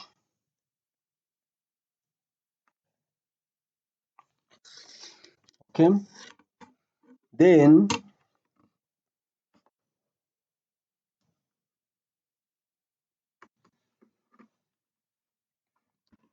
Then we go back here.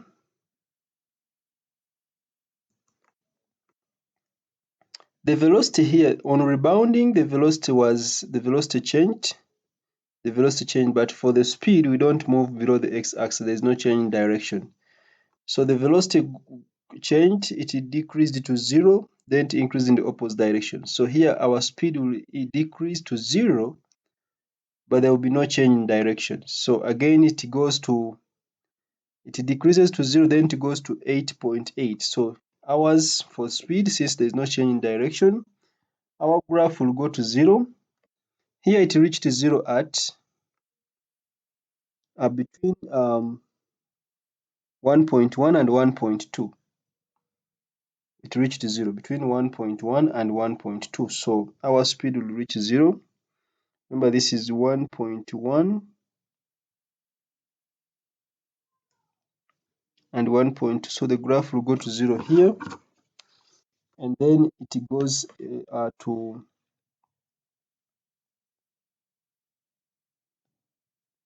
so it first goes to 0. This is too small to draw here.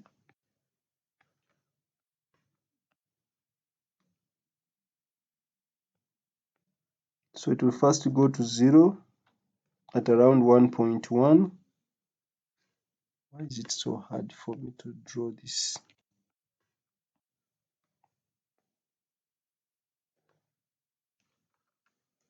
Okay, so it first goes to 0. Then now the speed increases.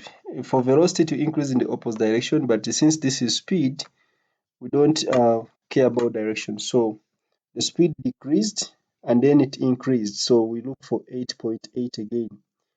So this is 8.8 is here. So at 1.2 the speed is 8.8. So the graph should come back here at 8.8. This is so hard, but I'm trying. So it comes back at 8.8. Then we go back to the graph of velocity. So we have reached 8.8. Then again, the speed decreases to 0 at 2.1. The speed is decreasing because the velocity was decreasing. So the speed is also going to decrease. We don't mind about the direction, so we are on the same side. So this goes to 2.1. I think 2.1 is here. It goes to 0 again.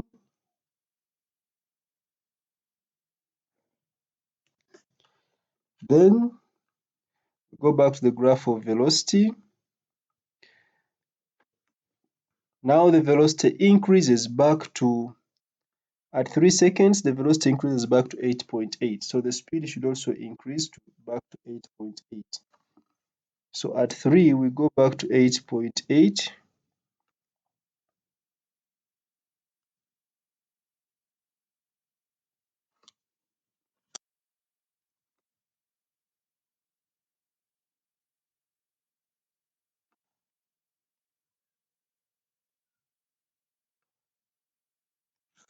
Okay, so that will be the graph for speed. That will be the graph for speed. So there will be 0 speed at the following times. 0 speed at 0.0 seconds. There is 0 speed at around 1.1.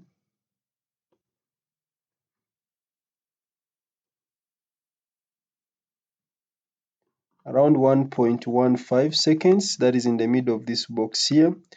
There is 0 speed at 2.1 seconds. Those are the points with 0 speeds. Then we have 10.1, 10.8 meters per second at 1.1 seconds. We have showed that one. Then we shall have 8.8 meters per second at 2 values of time.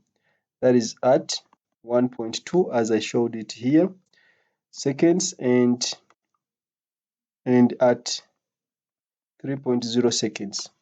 So the graph will always be above, or it will always be below, depending on what you want, but there will be no change in direction because speed does not consider direction. It is a scalar quantity. Okay. A stone is thrown vertically upwards. The variation with time t of the displacement of s of the stone is shown here.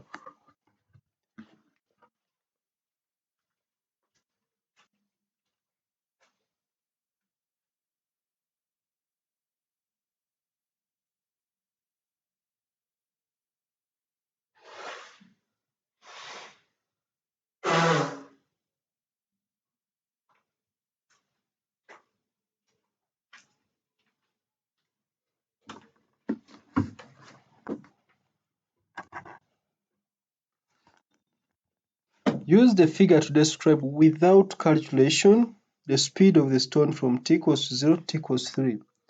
Of course, you notice that the stone reaches maximum displacement at I think this time here, which I think is 1.25 because this is 2.0. I think that is time 1.25. Then here, this is in the middle of 2 and 3, so this is 2.5. So this time interval is 3 minus 2.5, which is 0.5. The time interval from 1.25 to 2.5 must be 1.25 to 2.5. That time interval is 1.25. This time interval here is 1.25 seconds. Okay, so we notice that the speed, therefore, the gradient is decreasing because it is a smooth curve. The gradient of a displacement time graph is the velocity. So the gradient is decreasing. That means the speed decreases to 0. It becomes 0 at time t equals to 1.25. That's number one. Speed decreases.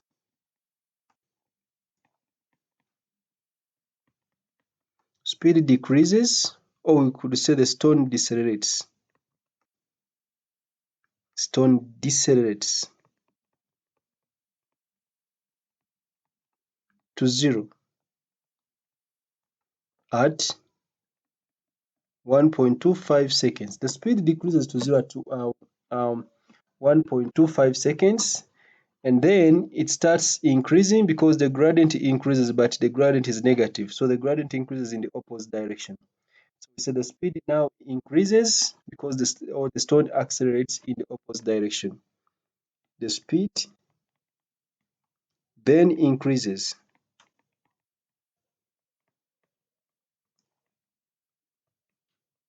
Or you can say the stone accelerates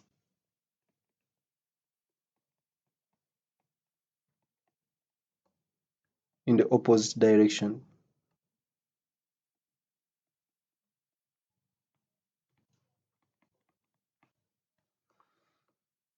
So the gradient of a displacement time graph is the velocity.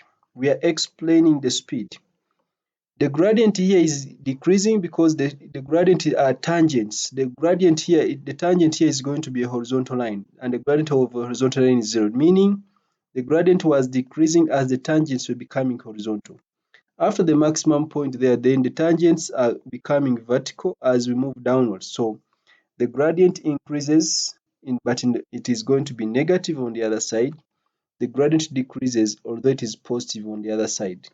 So the speed decreases, or the stone decelerates to 0 at 1.25 seconds. Then the speed increases, or the stone accelerates in the opposite direction.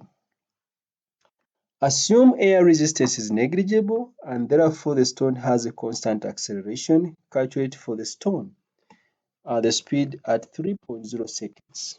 At 3.0 seconds. There are several methods since the acceleration is constant. Number one, we can use v equals to u plus at.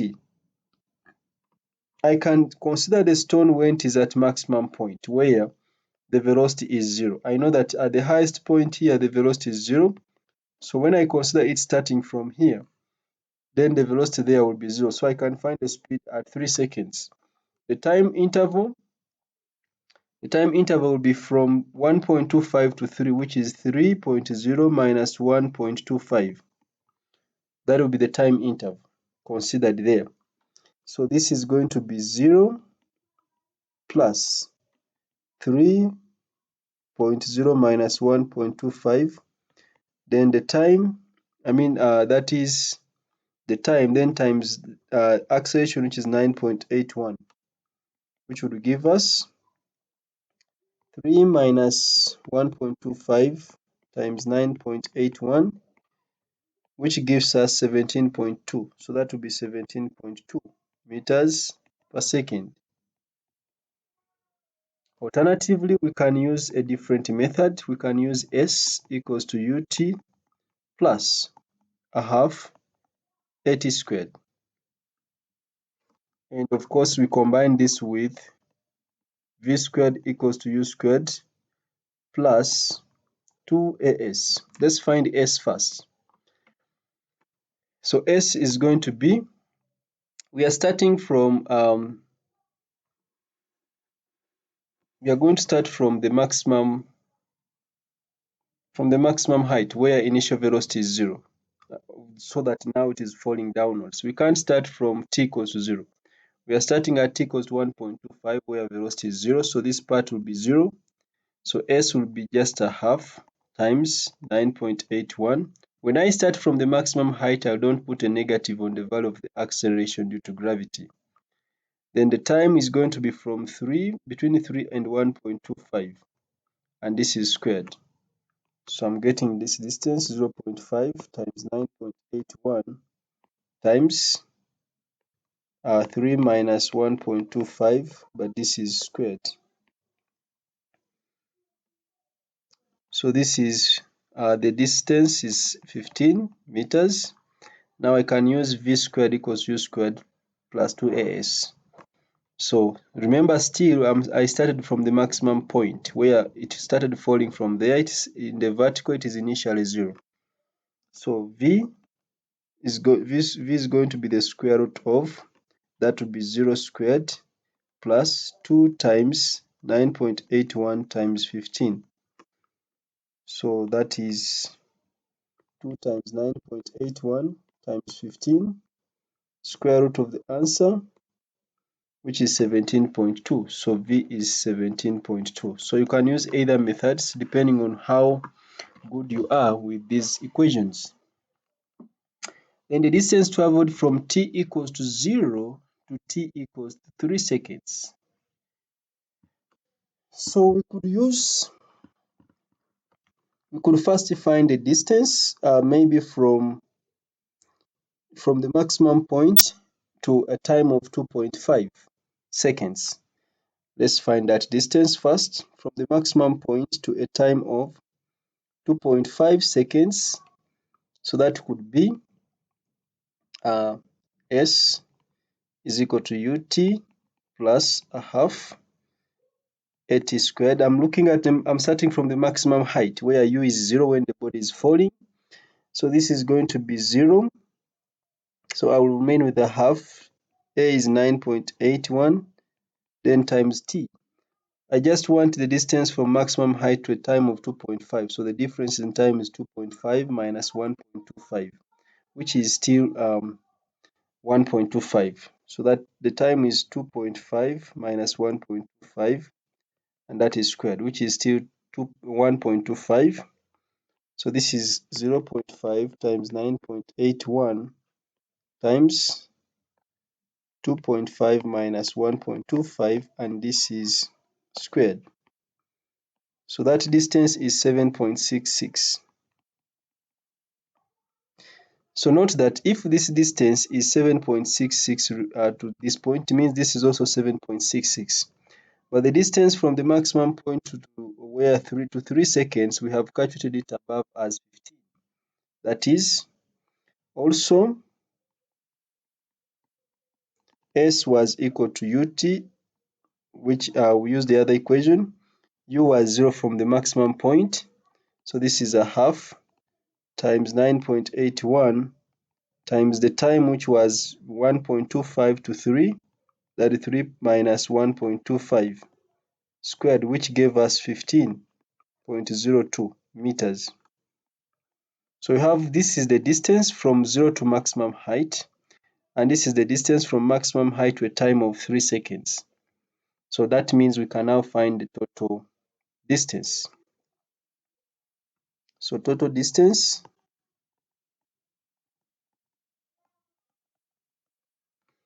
Total distance will be 7.66 plus 15.02. 7.66 plus 15.02, which is 22.68. Approximately 23. Then the displacement. Now there is a difference here. So 7.66 can be the distance at t equals to 0 up to t equals 1.25 in one direction. Then the other one is in the opposite direction because the gradient is even negative, showing opposite direction. So these two are not in the same direction, so we shall subtract them. So this would be either 7.66 minus 15.0, or it will be 15.02 minus 7.66 to get the displacement. So this will be 15.02 minus 7.66, which gives us 7.36. So 7.36. Actually, this displacement downwards is greater than the displacement upwards, so the direction is downwards. This one was downwards, remember? This one was downwards. This one is displacement upwards. So the displacement upwards is smaller than the displacement downwards, so the resultant is downwards.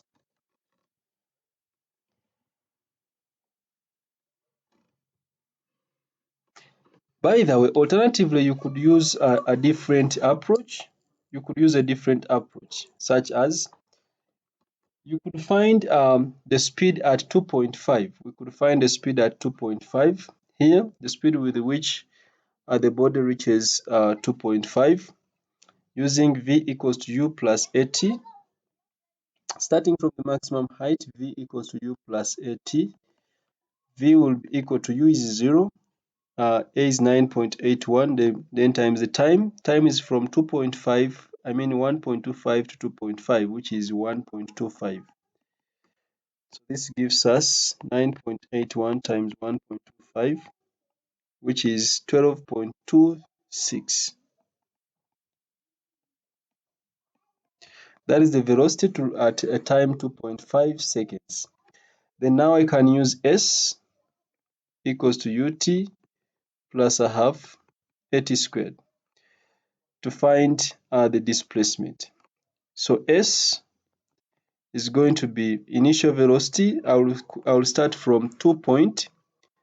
I will start from 2 point time t equals 2.5. So S will be equal to 12.26 times the time. This is the starting now speed at this point, time t equals 2.5. I'm just, because this is the only, this part here is the resultant displacement. So I'm just going to consider this time, which is 0.5. So the time is 0.5, 0.5, then plus a half times 9.81 times the time, which is 0.5, and is squared. So we shall check 12.26 times 0.5 plus 0.5 times 9.81 times 0.5 squared. So that is going to be the displacement, which is 7.36. So this one excludes. This one, we just look at the velocity at 2.5, because from t equals to 0 to t equals 2.5, the displacement is 0. But then the body continues below the point of projection. So the resultant displacement is that one, which is due to this remaining part, which goes below the x-axis. If we can find the speed with which it passes the horizontal point through the point of projection, then we can use it to find the displacement of the represented by this part here. Okay.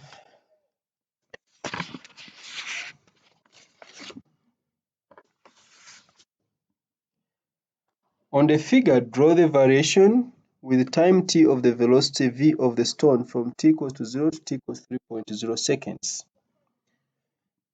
Okay, variation with time t of the velocity v of the stone. So we have seen that the stone reaches maximum height at time t equals, so v becomes 0 when t equals to 1.25. So we look for 1.25 here. 1, 2, 3, 4, 5. I think that is 1.25. That is the time, 1.25. The velocity becomes 0. And since it falls below the point of projection, it means the final speed must be greater than the initial speed. So the initial speed was a certain value. Let me say it was this value here. And then it decreases to 0. Then it continues downwards up to 3 seconds, where the velocity is going to be greater than the initial velocity. So we can draw this graph. A straight line starting from from t equals to 0, passing through the origin at t equals to 1.25, and the line continues up to a higher value of v at 3.0 seconds. So that is going to be the graph. The negative value of v shows a change in direction. The line, what is very important is where the line crosses the x-axis, and the line continues with the same gradient, but stops at a higher value of v because the body falls below the point of projection. Okay. The variation with time t of the velocity v of the ball is shown in the figure. So this is what we have. So here the body might be falling downwards because the speed is increasing. This part here, it is returning, so here it hits the ground, and here, no, it is moving upwards. It slows down but still moving upwards. Then, not really. Initial velocity is 0, so the body is falling downwards. Then the speed is increasing. All of a sudden it decreases. Then here it reaches maximum height, and then now it is falling where the speed is increasing in the opposite direction. Okay. So the question is telling us that the ball moves in a straight line from a point P at t equals to 0. The mass of the ball is 400 grams. Use the figure 2.1 to describe without calculation the velocity of the ball from t equals to 0 to t equals to 16. So let's divide the motion into three parts or two parts. T equals to 0 to t equals to 8. The speed is increasing uniformly. It is increasing at a constant rate, or there is an acceleration which is constant. So from t equals to 0 to t equals to 8 seconds. T equals to 0 seconds to t equals to 8 seconds. The velocity increases at a constant rate.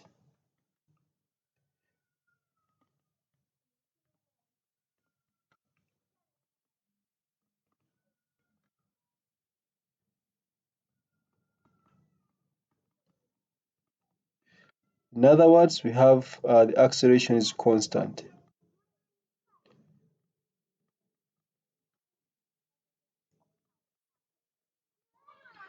The acceleration is constant. Then from t equals to 8 to t equals to 10, we have a constant deceleration. T equals to 8 seconds to t equals to 10 seconds. We have a constant deceleration.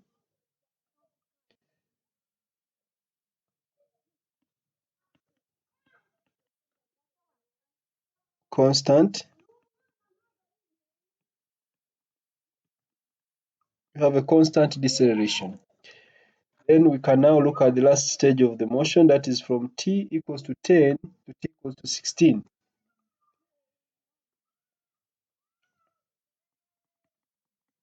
T equals 10 seconds to t equals to 16 seconds. Of course, we see that it's still a straight line, but it is in the opposite direction.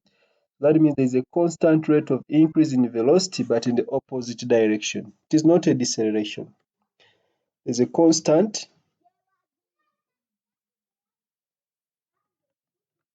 There is a constant. There is a constant rate of increase. There is a constant rate of increase in velocity, but in the opposite direction.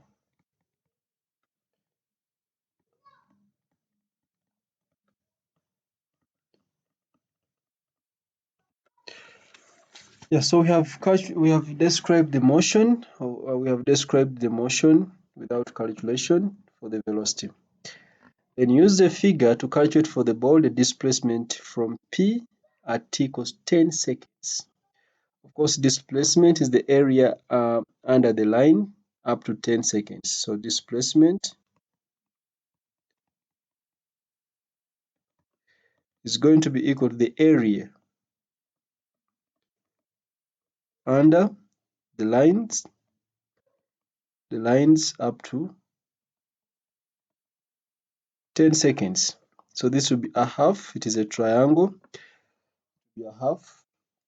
I can say the base is 10 from 0 to 10. So it is a half times 10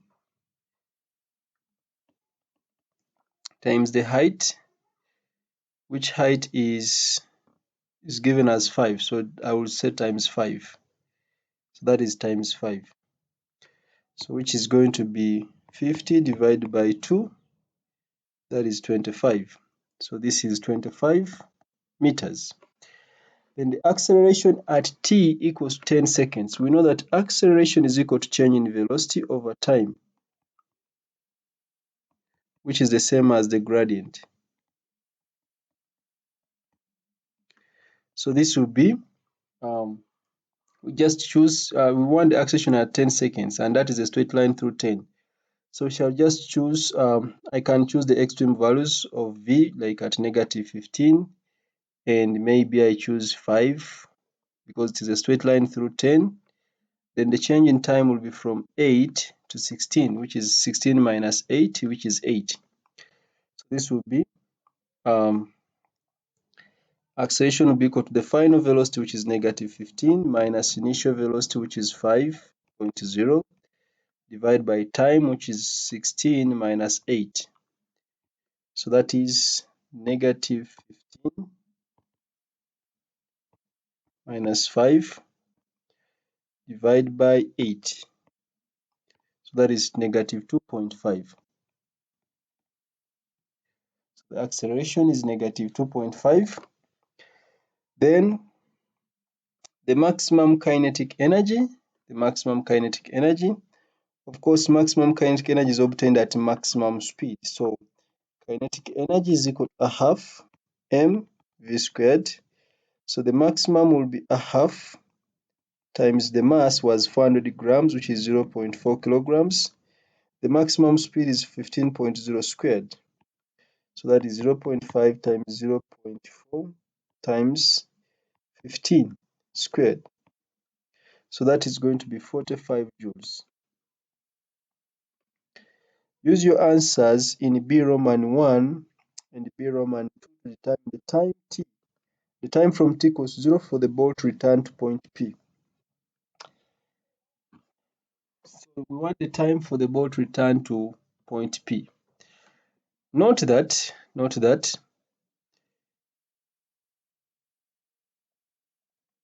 the distance to be fallen must remain the same as 25.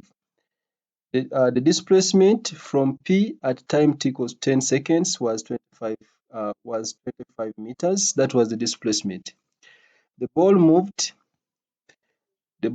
from point P, and it moved downwards, so it was speeding up, and then it decelerated to 0 speed, and then it changed direction going back to point P, in other words. So it means the total distance the total distance to be fallen again when it is moving in the opposite direction, if it is going back to point P, must be still 25 meters as before. So the distance to be fallen through is still 25 meters. Distance to be fallen through, the distance to be fallen on return to reach point P is still 25 meters. But the time it is going to take is what we want to find. So I will use S is equal to UT plus a half AT squared. So if it is falling back, if it is returning, it is starting with a velocity of 0 at t equals 10 seconds when it is returning. So S is 25, remember, is equal to initial, we are starting at time equals 10 seconds where V is 0, so this will be 0 plus a half times the acceleration was 2.5, so that is 2.5. Then times t, we can't use a negative value of acceleration here. We shall use positive because we are simply starting from at t equals to 0, t equals 10 seconds. So this will be 2.5 and the time is going to be t squared. So let's find this time, this t. It is not the time here, but we can find it. So this t is going to be 25 times 2 divided by 2.5. Find the square root.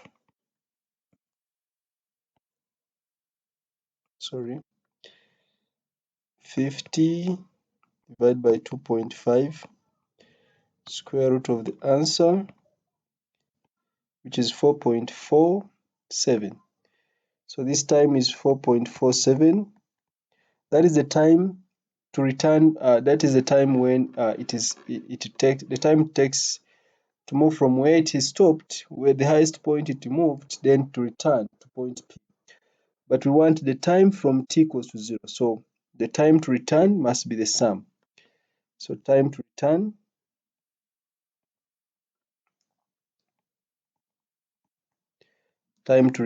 is going to be 4.47 plus the 10. It starts returning after 10 seconds, so plus 10. So the time is 14.5. 14 point, yes, this is 14.47, approximately 14.5. Note that this part here is showing the body being on return because the velocity is in the opposite direction, so the body is returning. The body is returning, and remember the acceleration here is 2.5. The acceleration there is 2.5, so it is returning with that acceleration of 2.5 meters per second. So we have been able to get the time it takes to return after 10 seconds, which was 4.47. Then we add it to 10 seconds to get the total time from t equals to 0 to the point when it returns. Okay, so I think that is obvious.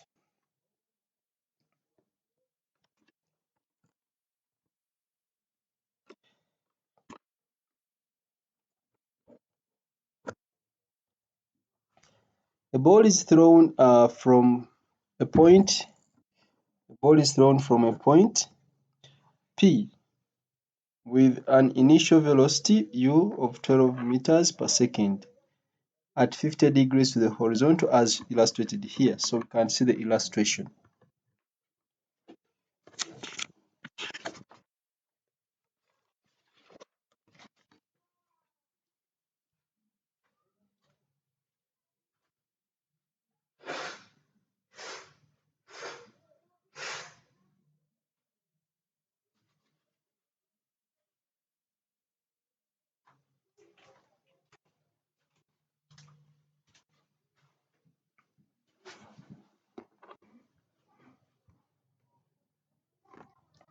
The ball reaches maximum height at Q. So Q is the maximum height. We know at maximum height, velocity in the vertical is 0.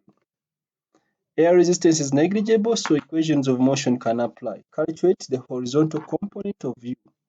So we'll resolve u in the horizontal. That will be 12 cos of 50. So that is 12 cos 50. So 12 cos 50, which is 7.7.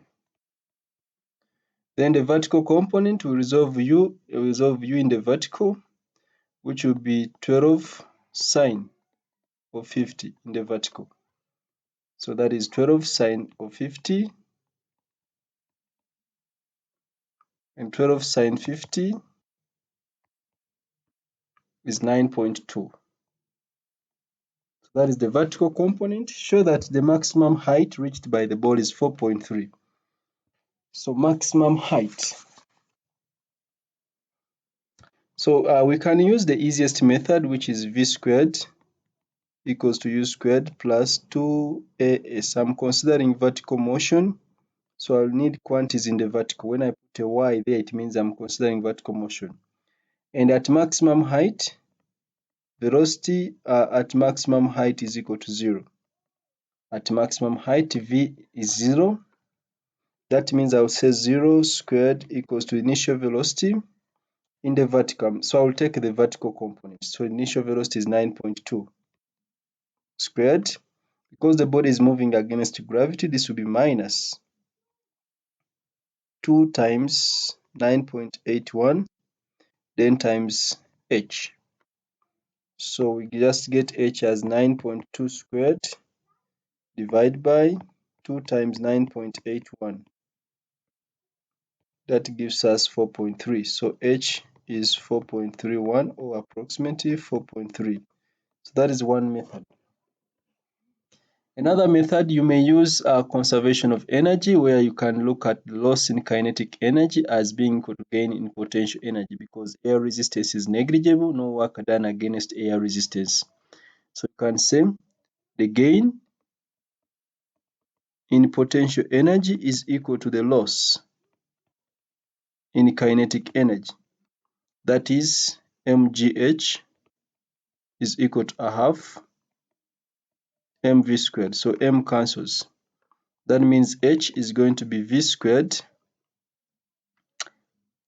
Remember the kinetic energy, initial kinetic energy was the v was 9.2. So v squared is going to be 9.2 squared divided by 2 times g, which is 9.81, which is exactly the same as this one here, which gives us 4.3 meters. Determine the magnitude of the displacement PQ.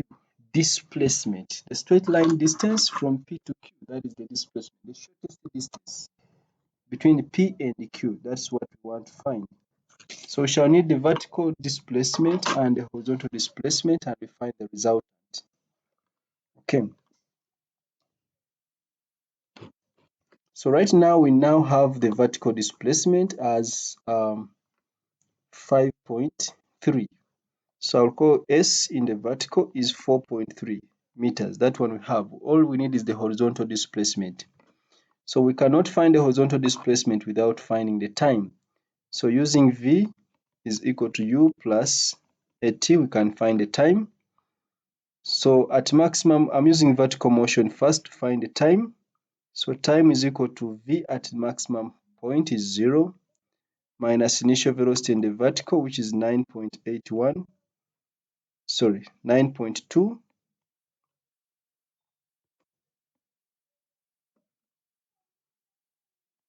That is 9.2. Then I'm dividing by the acceleration, which is 9.81. So that is going to be the time, but this is negative because motion is against gravity. I'm substituting that equation to find t. So t is going to be equal to 9.2 divided by 9.81, which is going to be 0.938. 0.938. That is the time to reach point Q. So the time is a scalar quantity, so the time in the horizontal is the same as the time in the vertical. Using that time, I will now find S in the horizontal. S is equal to ut plus a half at squared. Remember, acceleration in the horizontal is 0 because there is no displacement, there is no resultant force in the horizontal. So it means this part here will become 0 because the acceleration in the horizontal is 0. So S in the horizontal is going to be initial velocity in the horizontal, which was 7.7 times the time, which is 0.938. So just multiply that, 0.938 times 7.7, which is 7.222. So this is 7.22. Then we now find the resultant. So the resultant displacement is going to be the square root of 4.3 squared, that is in the vertical, plus 7.22 squared in the horizontal, which will be 7.22 squared plus 4.3 squared. Then we find the square root of the answer, which is 8.4. So this is 8.4. State the two conditions for a system to be in equilibrium. We saw equilibrium many times under force, density, and pressure. So for a system to be in equilibrium, there are two conditions. Number one, resultant force in any direction is 0. Resultant force in any direction is 0. Number two, resultant moment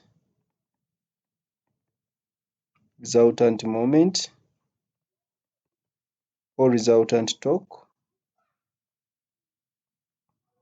about any point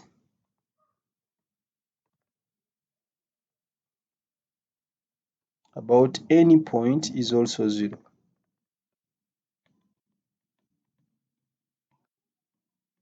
The resultant moment about any point is also 0.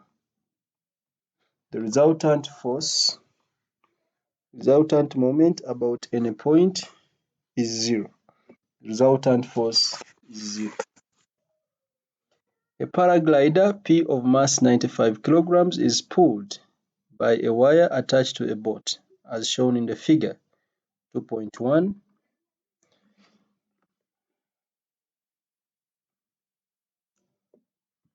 So we are seeing a parachute and a paraglider as shown there. The wire makes an angle of 25 degrees. We have seen that. So before we go any further, we can try to think of the forces acting. So the weight of this man is vertically downwards, and the tension in the wire is in this direction. So we can resolve the tension in two directions. Vertically, it will point downwards, and horizontally, it points in that direction, in the horizontal side, like that. So in the horizontal, the tension will be T. In the vertical, it will be T sine 25. When we resolve T in the vertical, resolve T in the horizontal will be T cos 25. That resolving is very important, and by now you should be able to resolve. Okay, the wire makes that angle. The variation with the time t of the velocity v is shown here. So let's first know what this velocity is. The scale here is 2 divided by 10, 0.2. So this is 4.6. And this one is at 4. The other one goes up to 10. There's no problem. Show that the acceleration of p is 1.4 meters per second at 5.0 seconds. 5 is somewhere here. So it is a straight line. 5 is somewhere there. 1, 2, 3, 4, 5. 5 is somewhere there. So we just find the gradient of that line because the acceleration is constant. So acceleration is equal to the gradient, or change in velocity over change in the value of time. I will simply say v minus u over time t. So this will be, I will choose values which are easy to read. For example, I think this is easy. 1, 2, 3, 4, 5. That is 9.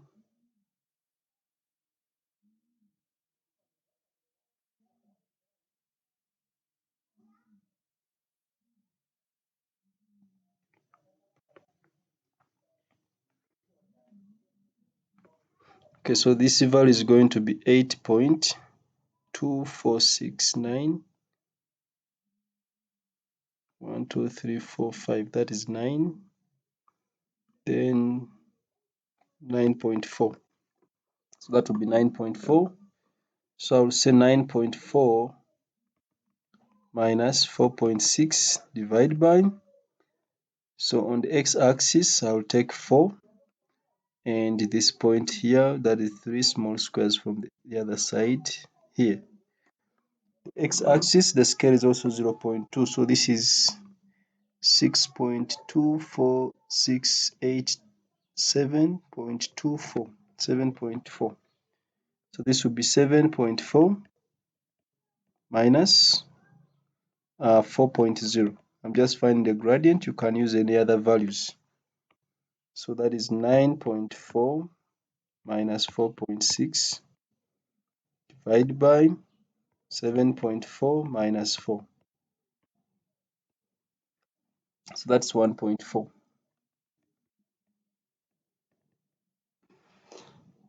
Okay, calculate the total distance moved by P from t equals to 0 to t equals to 7.0. T equals to 4 to t equals to 7.0. That is the area under the graph. So we look for 7.0. 1, 2, 3, 4, 5.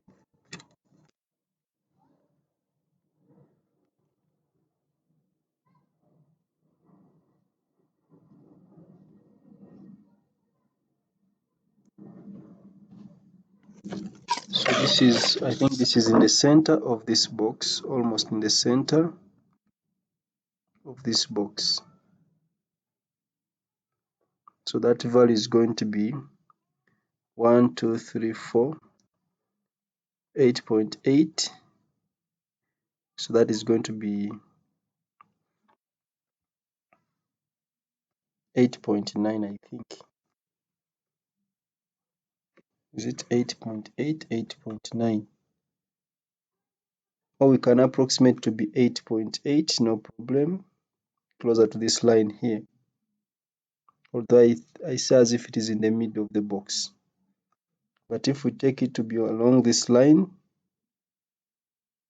then it is 8.8.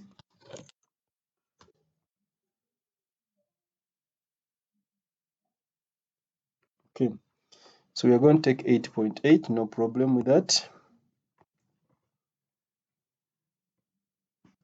So distance is the area under the graph.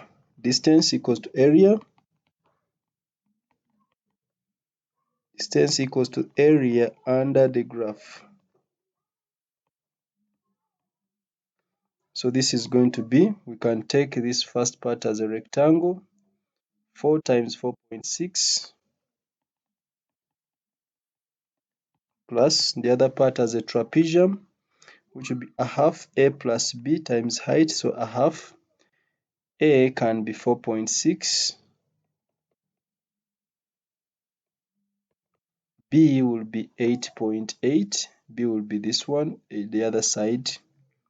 This side will be b, a will be this one here, a will be this side here, and the height will be this one here. So this will be plus 8.8 times the height, which is between 7 and 4, which is 3. So we now have 4 times 4.6 plus 0.5 times 4.6 plus 8.8 times 3. So that is 38.5.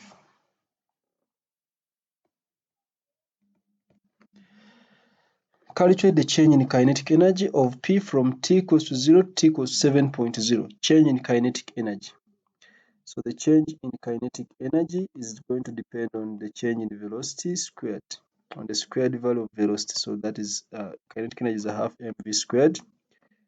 I want to remove change first here because people will subtract the velocity and then square later, which is wrong.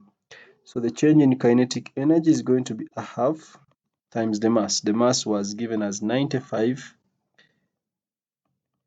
The mass was given as 95 kilograms. Then the change in velocity from t equals to 0 to t equals to 7.0. At 7.0, the velocity is 8.8 squared. Then at t equals to 0, it is 4.6 squared. So we have 0.5 times 95 times 8.8 squared minus 4.6 squared. So that is 2,673, which is approximately 2,700.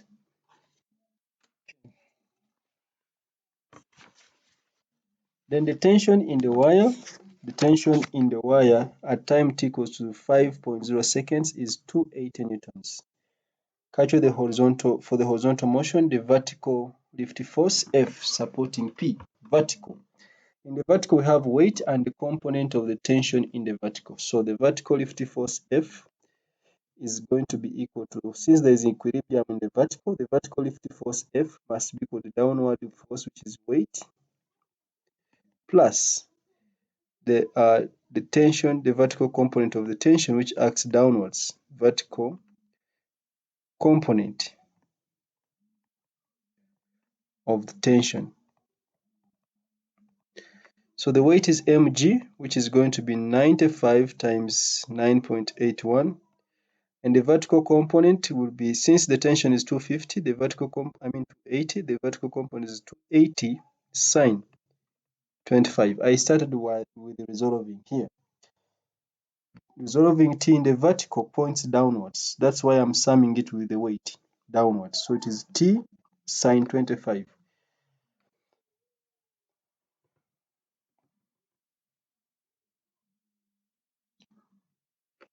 So this gives us, which just press the calculator, 95 times 9.81 plus 280 sine 25. That is 1050. So that is 1050. That will be 1050. If you want, you can put 11,000. 1100 or 1050, no problem. Then the force R due to air resistance acting on P in the horizontal direction. So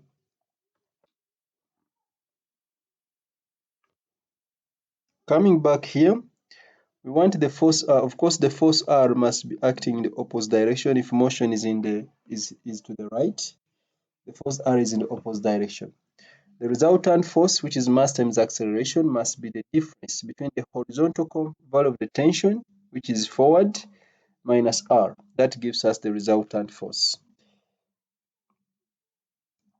So the resultant force causing the acceleration,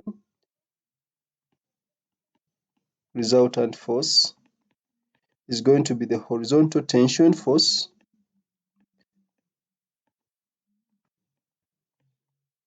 which is forward to the right minus the resistive force R. The resultant force, remember, is given by mass times acceleration. The horizontal component of the tension is 280 cos 25, then minus R. The mass was 95, then the acceleration we have seen as it is 1.4. The acceleration of P is 1.4. So this will be times 1.4 times 1.4 should be equal to 280 cos 25 minus R. What is R? So I'll just take 280 cos 25 minus 95 times 1.4. So I get 120. So R is 120.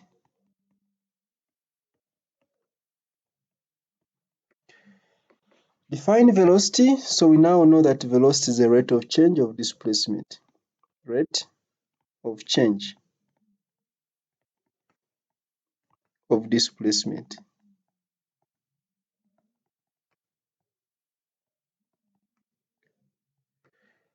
Rate of change of displacement. The height of the table is 1.25 meters. The ball travels a distance of 1.5 meters horizontally before hitting the floor.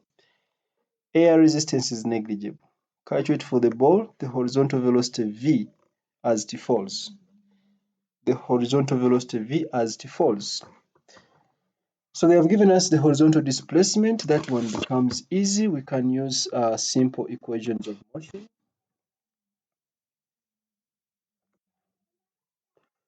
So we know that we want the horizontal velocity, and I will employ S. Which formula should I use easily here? The horizontal velocity v as it. Okay, let's first find the time it takes to land on the floor. Using S is equal to ut plus a half at squared.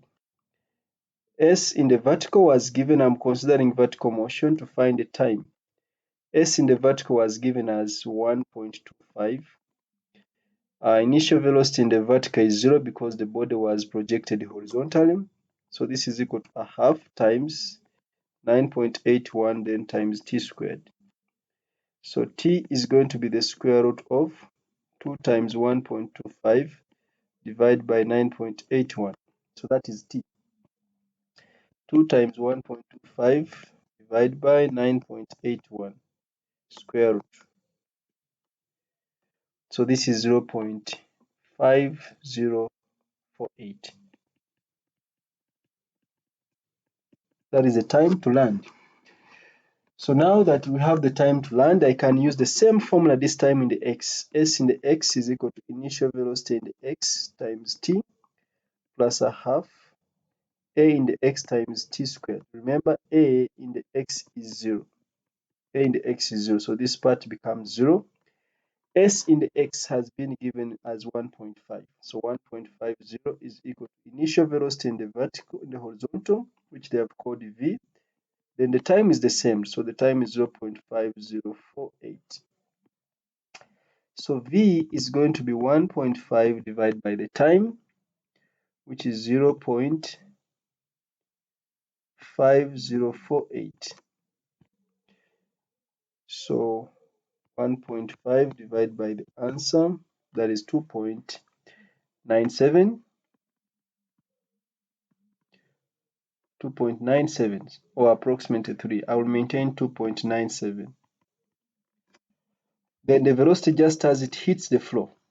Just as it hits the floor. So here, as it hits, it has velocity in two directions, in the horizontal and in the vertical. In the horizontal, the velocity does not change, so it has a horizontal velocity here, which I'm calling Vx. It has a vertical velocity,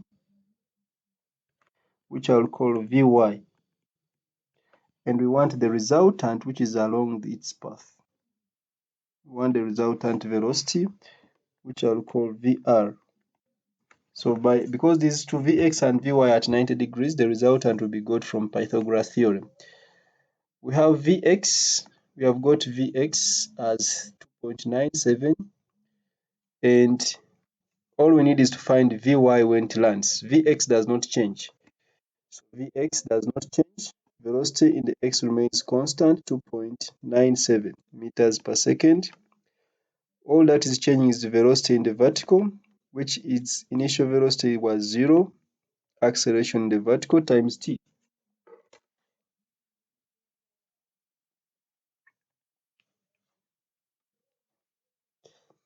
And this is equal to initial velocity in the vertical was 0 plus acceleration is 9.81 in the vertical, then times the time is the same, 0.5048.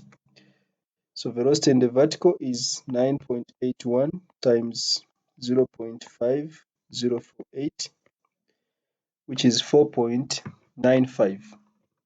So velocity in the vertical is 4.95 meters per second. Now we find the resultant. I'll quote VR as the square root of velocity in the x squared plus velocity in the y squared, which is the square root of 2.97 squared plus 4.95 squared. 4.95 squared plus 2.97 squared, which gives us that.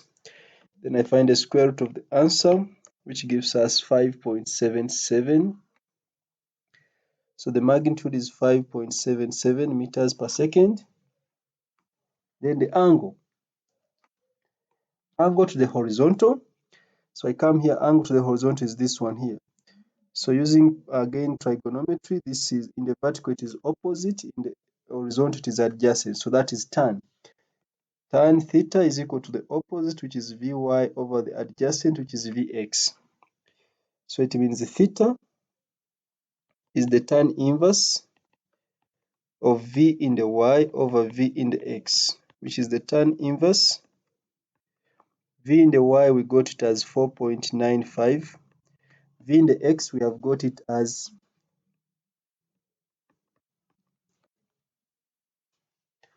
2.97. Oh, by the way, this is supposed to be at the above. It's not here.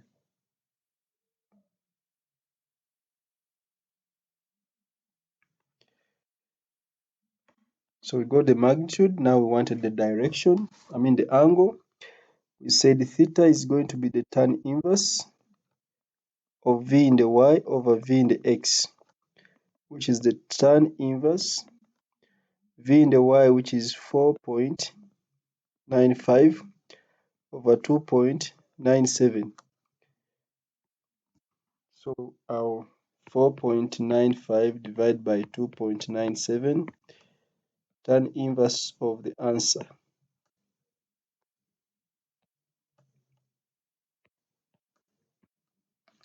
And that is 59 degrees. Then the kinetic energy just as it hits the floor.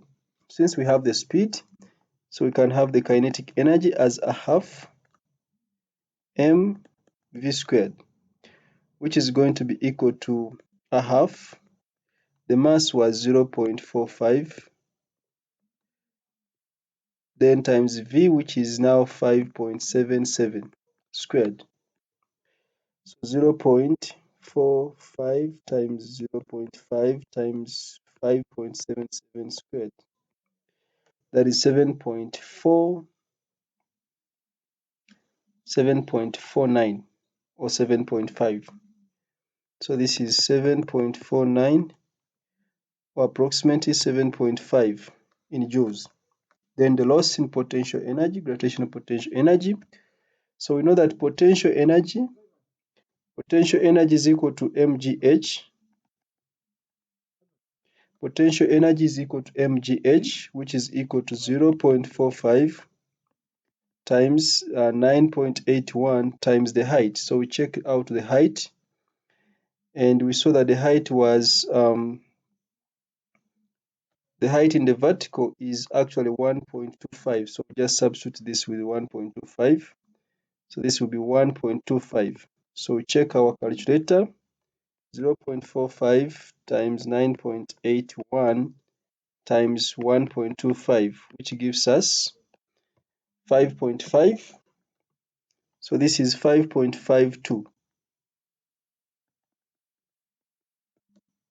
So that is 5.5.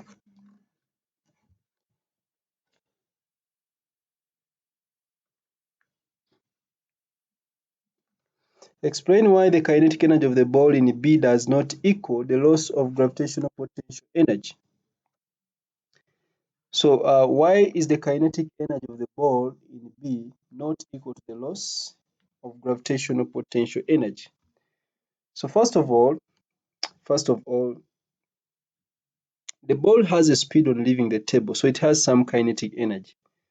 Therefore, it already had kinetic energy, and therefore we don't expect the loss. We don't expect the kinetic energy of the ball to be equal to the loss in kinetic energy. In fact, it will have more kinetic energy than the loss in gravitational potential energy because it already had a speed. So we say the ball has kinetic energy on leaving the table. Since it has a velocity on leaving the table, the ball has kinetic energy on leaving the table since it has a velocity. Since it has a velocity,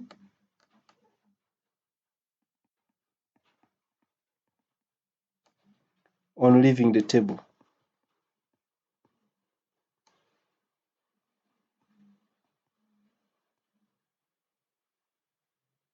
So because it has velocity, so it already had some kinetic energy. So the loss in gravitational potential energy cannot be equal to the kinetic energy of the ball because it already had some kinetic energy on leaving the table because it had a speed. It was not dropped from rest.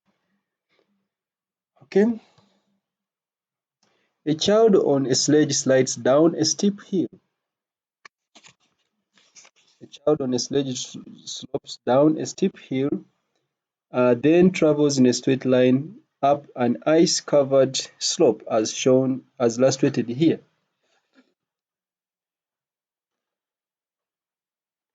So the sledge passes point A with a speed of 18 meters per second at time t equals to 0, and then comes to rest at point B. So the velocity at B is 0. The child applies a brake to the sledge at point B. The brake does not keep the sledge stationary, and it immediately slides back down the slope towards A. So this is the graph. We see that the child's velocity is decreasing as it's moving, so it means here is at point A. I mean at point B where it comes to rest. Then the other part is showing a decrease, an increase in velocity but in opposite direction. That means now the child is moving in the opposite direction, is moving back to point A. Before we go any further, let us assume the child is somewhere here at point A. So his vertical weight is downwards, mg. Along the slope, the component of the weight along the slope would be mg sine theta, where theta would be the angle which the plane makes with the horizontal. Let's see now what the question wants. Show that the time taken for the sledge to travel from A to B, instead the time taken for the sledge to travel from A to B, since it comes at rest at point B, where the velocity becomes 0, so the time here is going to be 12. The time there will be 12. Then determine the displacement of the sledge up the slope from A at time t equals 24 seconds. Up from point A at time t equals 24 seconds. We want the displacement. So here the sledge is moving upwards. Here the sledge is moving in the opposite direction. So we want the displacement, we shall subtract. So we can find distance up the slope.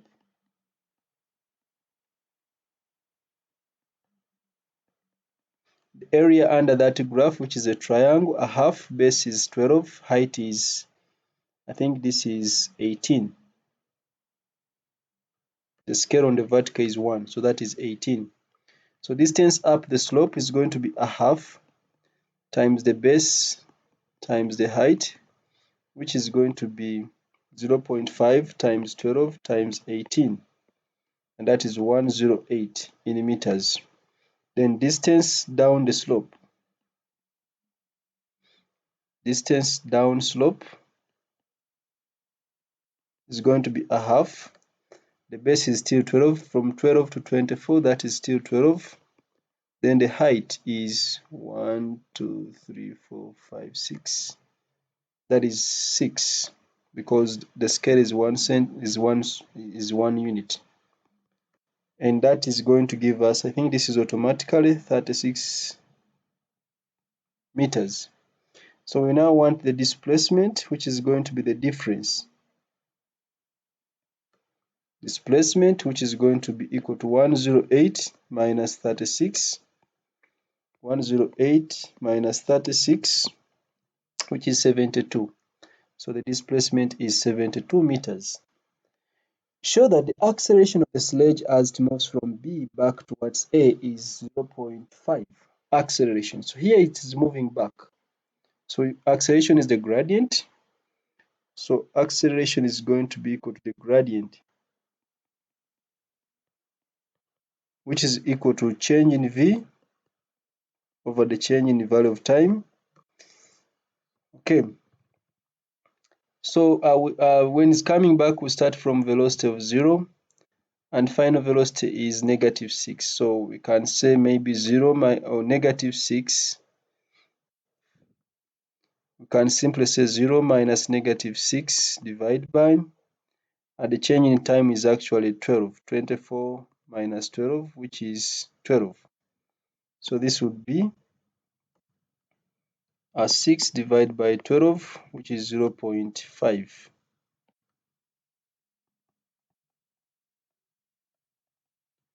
Alternatively, we could use v squared equals to u squared plus 2as. V squared equals to u squared plus 2as. So final velocity is -6, but is squared. It started from rest, that is 0 squared plus 2 times the acceleration times s. We have seen s between t equals 12 to 24. S was 36. S is 36. So this will be times 36. So again, you make A the subject. So A is equal to 36 divided by 2 times 36, which is 0.5. You could also use S is equal to ut plus a half at squared. This is another method. S is equal to ut plus a half at squared. So the distance when it's on return journey is 36. It started from rest, so this part will be 0. So that will be a half times A. The time it takes is from 12 to 24, which is 12 squared. So that will be 36 times 2 divided by 12 squared, which is a half. So it's still A is equal to 0.5 meters per second squared. The child and the sledge have a total mass of 70 kilograms. The component of the total weight of the child and the sledge that acts down the slope is 80 newtons. The component of the total weight down the slope is 80 newtons.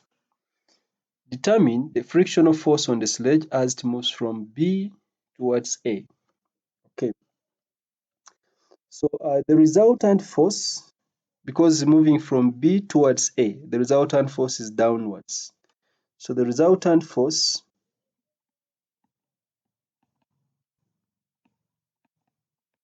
must be equal to the component of the weight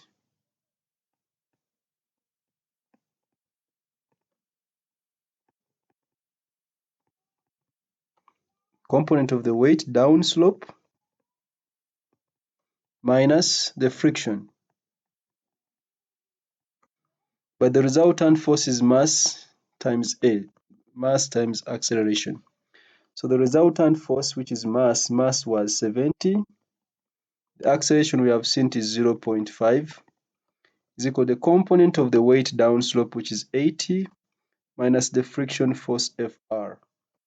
So we notice that the friction force, so meaning the friction force is going to be 70 times 0.5, that is 35 plus, no, that is 80 minus 35. When you collect like terms, that will be 80 minus 35 as the frictional force. So 80 minus 30, because 70 times 0.5, that is 35. So 80 minus 35, that gives us 45 as the frictional force. The resultant force, because it is moving downwards, When it is moving from B to A, the resultant force is downwards. So it means the component of the weight down the slope is greater than the frictional force. That's why I subtracted the component of the weight down slope minus the friction. Then the angle theta, the slope next to the horizontal. That is very simple. The horizontal, the component down the slope is mg sine theta, which has been given as 80. So it means sine theta is going to be 80 times m, which is 70, times g, which is 9.81. So what is theta? So theta will be equal to the sine inverse of 80 divided by 70 times 9.81, which is 6.69. So that is 6.69, or approximately 6.7 degrees. The child on the sledge blows a whistle at time t equals to 4 seconds. At time t equals to 4 seconds and time t equals to 8 seconds. I want you to note from the graph that between t equals to 4 seconds and t equals to 8 seconds, the speed is decreasing. Between t equals to 4 and 8, there is a decrease in speed.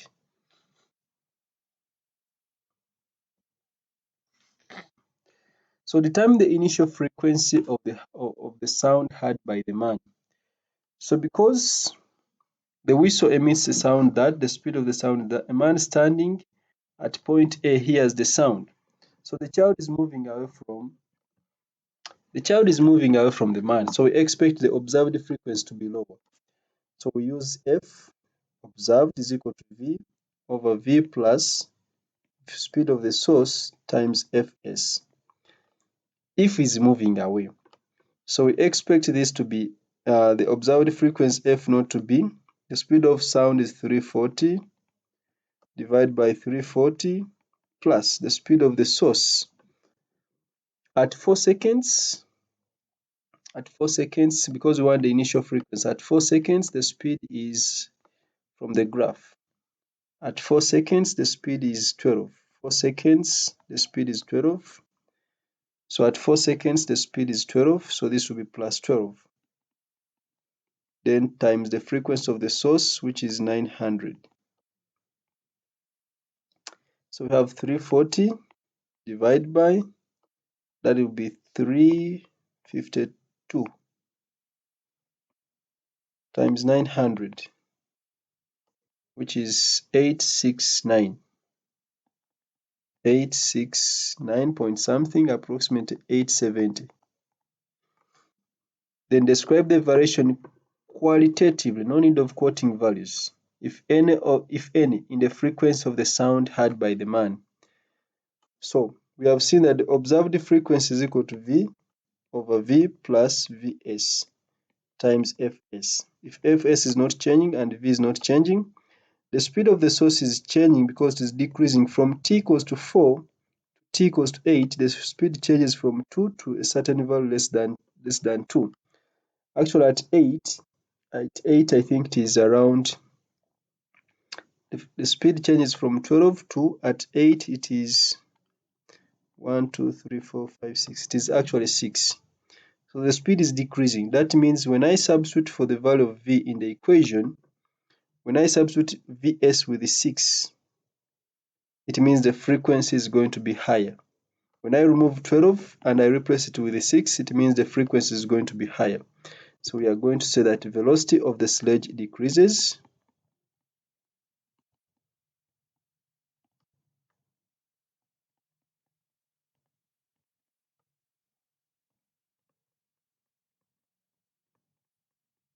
The velocity of the sledge decreases as the child moves up, towards B.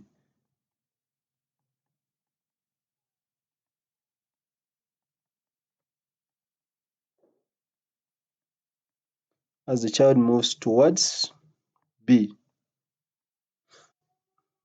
so the frequency increases.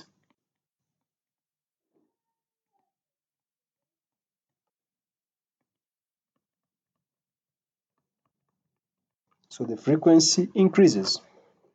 Okay. The resultant force F moves an object of mass m through a distance s in a straight line. The force gives the object an acceleration a so that its speed changes from initial speed u to final speed v. State an expression for the work W done by the force in terms of A, M, and S. So work done is equal to force times displacement. The force is mass times acceleration, then times displacement S. So this will be M, A, S. The distance S in terms of A, U, and V. So using the equation of motion, V squared is equal to U squared plus 2AS. S is equal to V squared minus U squared divided by 2A. V squared minus U squared divided by 2A. Use your answers in Roman 1 to show that the kinetic energy of the object is given by that expression. Okay, so the work done is going to be equal to the change in kinetic energy.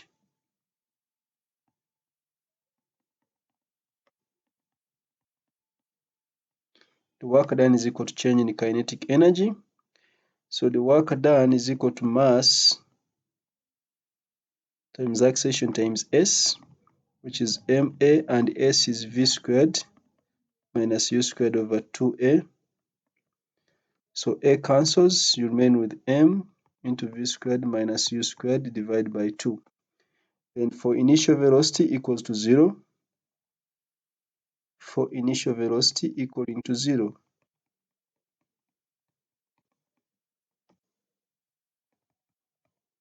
For initial velocity U equals to 0, then the work done is going to be simply kinetic energy, which is a half M V squared.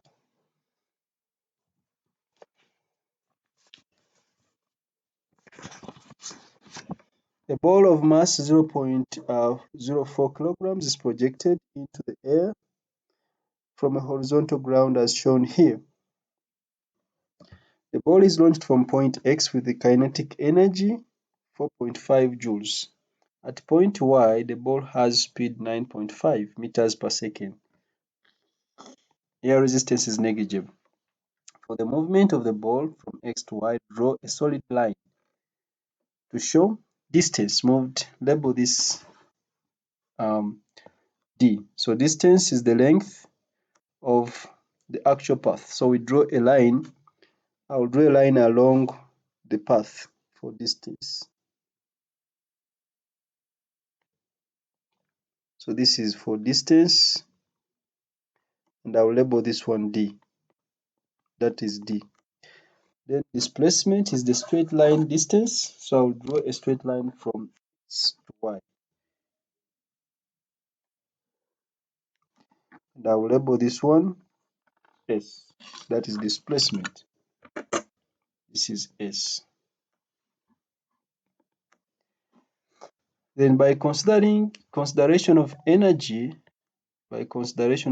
transfer, determine the height h of point Y above the ground. We are considering energy transfers. So when it is moving, there is loss in kinetic energy and gain in potential energy, but there is still kinetic energy at Y. So the loss in kinetic energy at X, the loss of kinetic energy at X is equal to the gain in potential energy at Y plus the kinetic energy at Y. Remember, potential energy is given by mgh. So potential energy, where should I write the formula? Potential energy is given by mgh. So the loss in potential energy at Y, remember, at X, the kinetic energy was 4.5. This will be called the gain in potential energy, which is going to be mgh plus the kinetic energy at Y, which is a half mv squared. So 4.5 is equal to mass. The mass of the ball was 0.04. G is 9.81 times h plus a half times the mass, which is 0.04. The speed at y is 9.5. So I just collect like terms and I find h. So I'll collect like terms. I'll say 4.5 minus. I'm bringing the one of kinetic energy the other side, so this will be the change in kinetic energy. This will be 0.5 times 0.04 times 9.5. In other words, this is squared. In other words, I'm saying change in kinetic energy should be equal to gain in potential energy. So that is the change in kinetic energy. I divide this by 0.04 times 9.81 to make h the subject, which gives me 6.87. So h is 6.87. 6.87 meters. On the figure, sketch the variation of the kinetic energy of the ball with its vertical height above the ground for the movement of the ball from x to y. So we have seen that at y, at the maximum height, when we reach h, the speed is not zero. So the kinetic energy has not reached zero, but is decreasing. Then it starts with we start with a value which is 4.5. So it means the graph is going to be a straight line. If air resistance is negligible, the decrease in kinetic in velocity is uniform. So the decrease in kinetic energy is also going to be uniform with the height. So this is going to be a straight line, not touching. To be a straight line, not going to the zero axis, because the velocity decreases uniformly, meaning that the kinetic energy decreases uniformly. So it will be a straight line which does not go to the zero axis, because at h, at maximum, at the height h, the speed is still 9.5. Okay.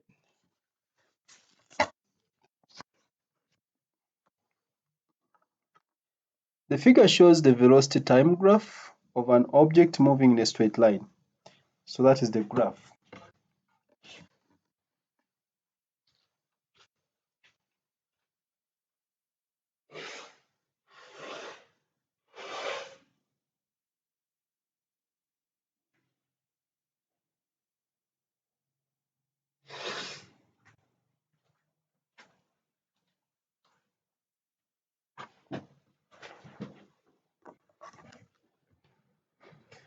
Determine an expression in terms of u, v, and t for the area under the graph. I think that is easy. Area is equal to, you can take it as a trapezium or you divide it into a triangle.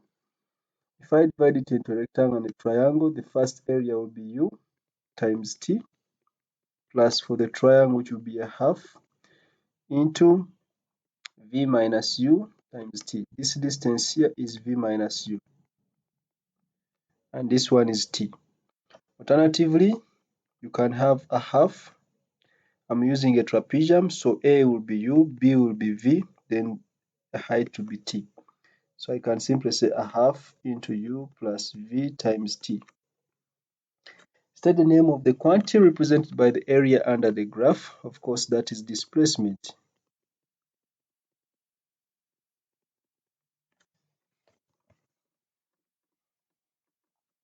A ball is kicked with a velocity 15 meters per second at an angle 60 to the horizontal. The ball strikes the vertical wall at the instant when the path of the ball becomes horizontal. That means here it has reached maximum height, because the instant when the path becomes horizontal, the object has reached maximum height. And remember, at maximum height, the vertical velocity is zero. This is not going to scale. Air resistance is negligible. That is very important.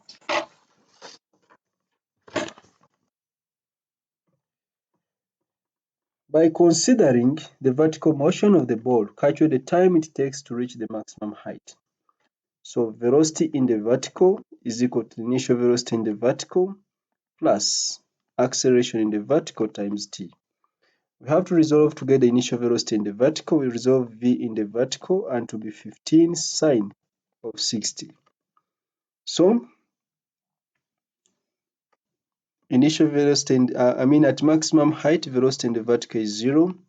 Initial velocity in the vertical is 15 sine 60 minus 9.81 then times t. The minus is because the body is moving against gravity. So t will be 15 sine of 60 divided by 9.81. 15 sine 60 divided by 9.81, which is 1.32. So this is 1.3. Explain why the horizontal component of the velocity of the ball remains constant as it moves to the wall. We have already seen earlier on, every time I've been mentioning acceleration in the horizontal is 0 because there's no resultant force. There's no force acting on the body in the horizontal. So the force in the horizontal direction is 0.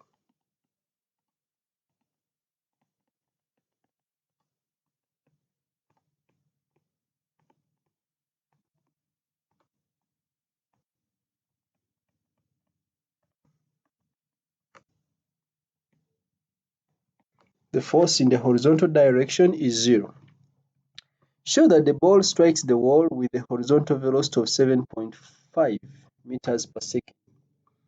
So we just find the horizontal, because the horizontal velocity does not change, I will just find v in the x, which is going to be 15 cos 60. I resolve 15 in the horizontal, which is simply going to be 15 cos of 60, which is 7.5.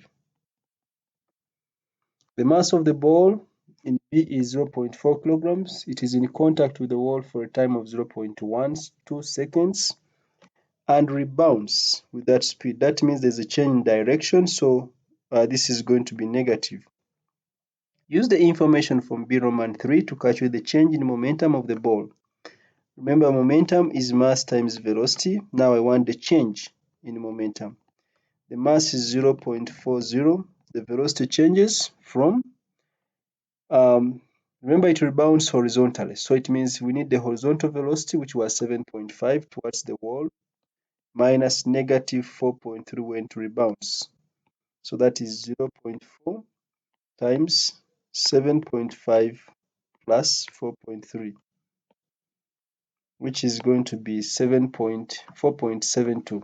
So this is 4.72, 4.72 or approximately 4.7. Then the magnitude of the average force. Force, resultant force is the rate of change of momentum. So this is going to be 4.72 divided by the time of contact, which is 0.12. 4.72 divided by 0.12, which is 39.3 recurring. That is approximately 39.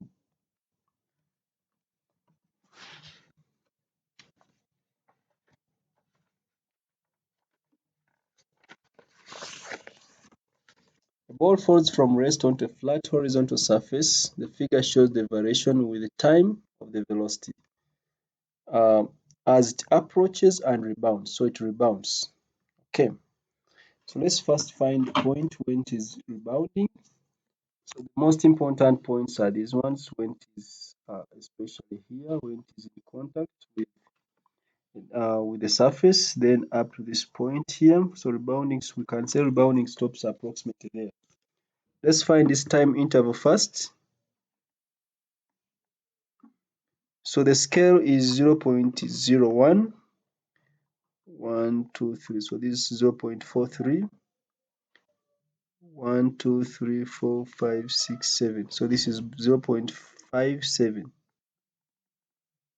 0.57 minus 0.43.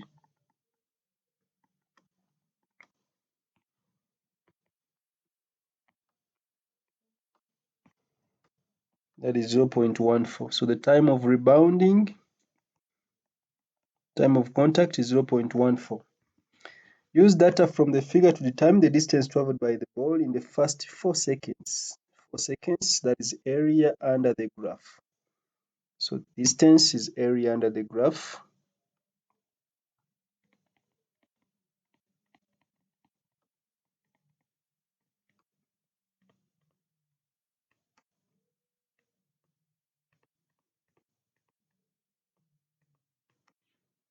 So this is simply a half. The base is 0.4. We can take the height to be 4.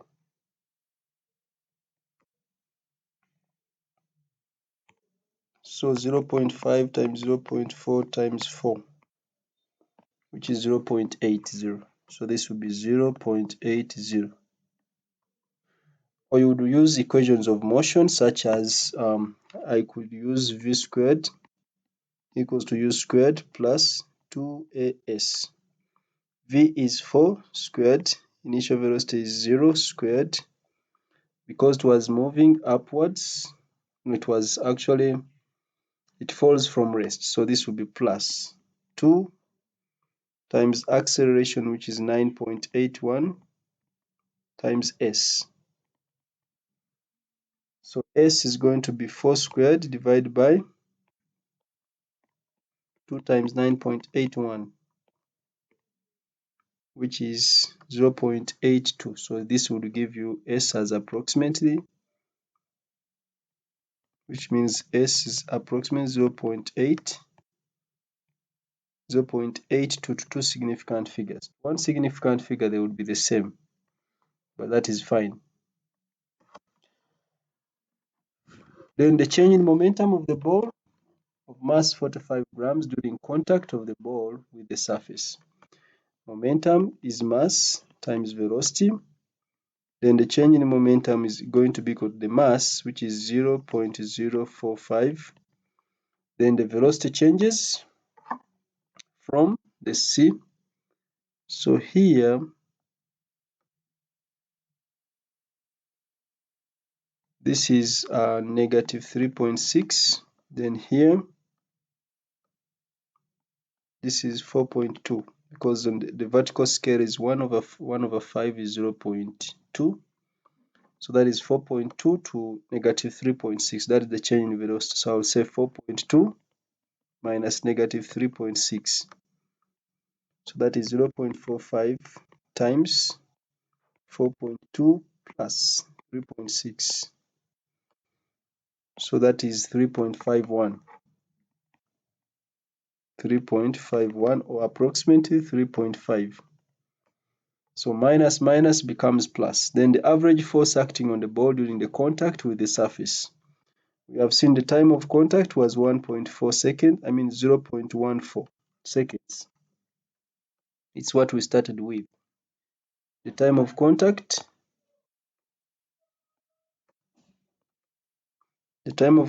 we started with that was 0.14 seconds, and force is the rate of change of momentum. So this is going to be the change in momentum, which is 0.3.5, 0. The mass is 45 grams, which is 0.04.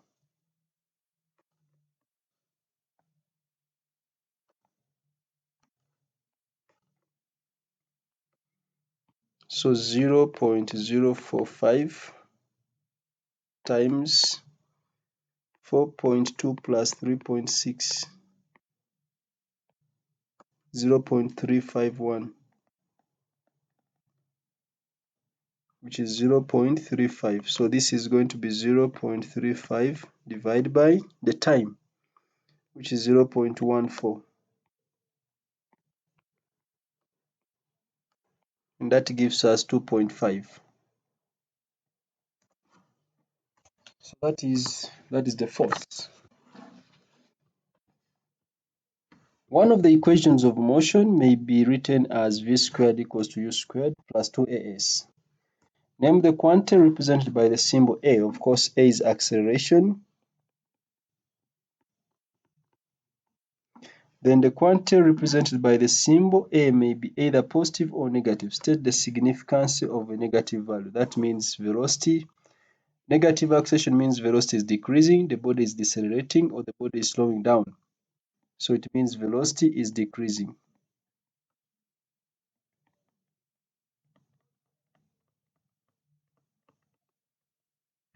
Velocity is decreasing, or the body is decelerating,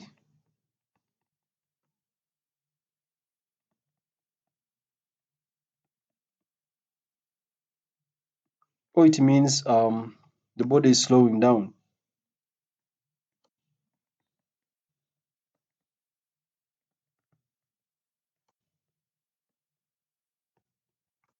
Okay, that is the significance of the negative value of velocity.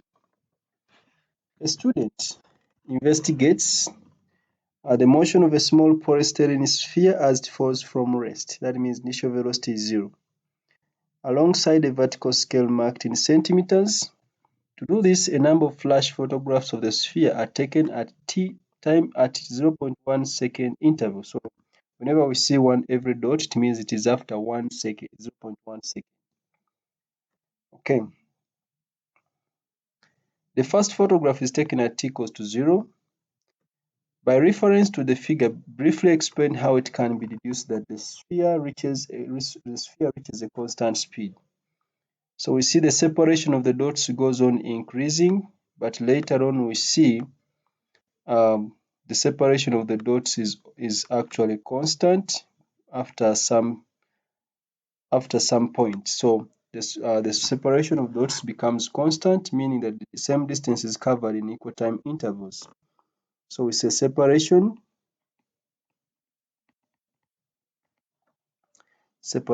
of dots becomes constant.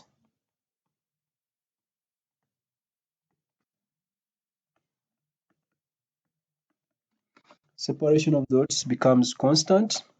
Then determine the distance that the sphere has fallen from rest during a time of 0.7 seconds. We just count. At t equals to 0, we are the starting point. 1, 2, 3, 4, 5, 6, 7 dots is here. This is 7 seconds, 0.7 seconds. And the distance is, I think it is around here, which is one small box is actually, I think, there are 5 between 120 and 140. That is 10 divided by 5, that is 2. So this is going to be 132. So that is 132, although it is not very clear. It is approximately 132. If you have a good printer, it must be 132. Then determine the distance that the sphere has fallen from rest during a time of 1.1 second. During a time of 1.1 second. So remember, at a constant speed, the distance traveled in what is the distance traveled in 0.1 seconds at a constant speed? From the diagram,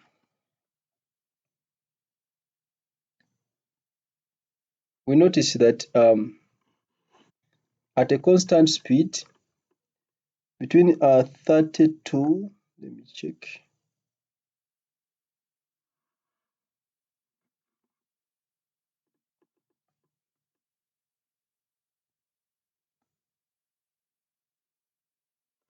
I think this is this is actually 90, and then this is 32. Is it 90?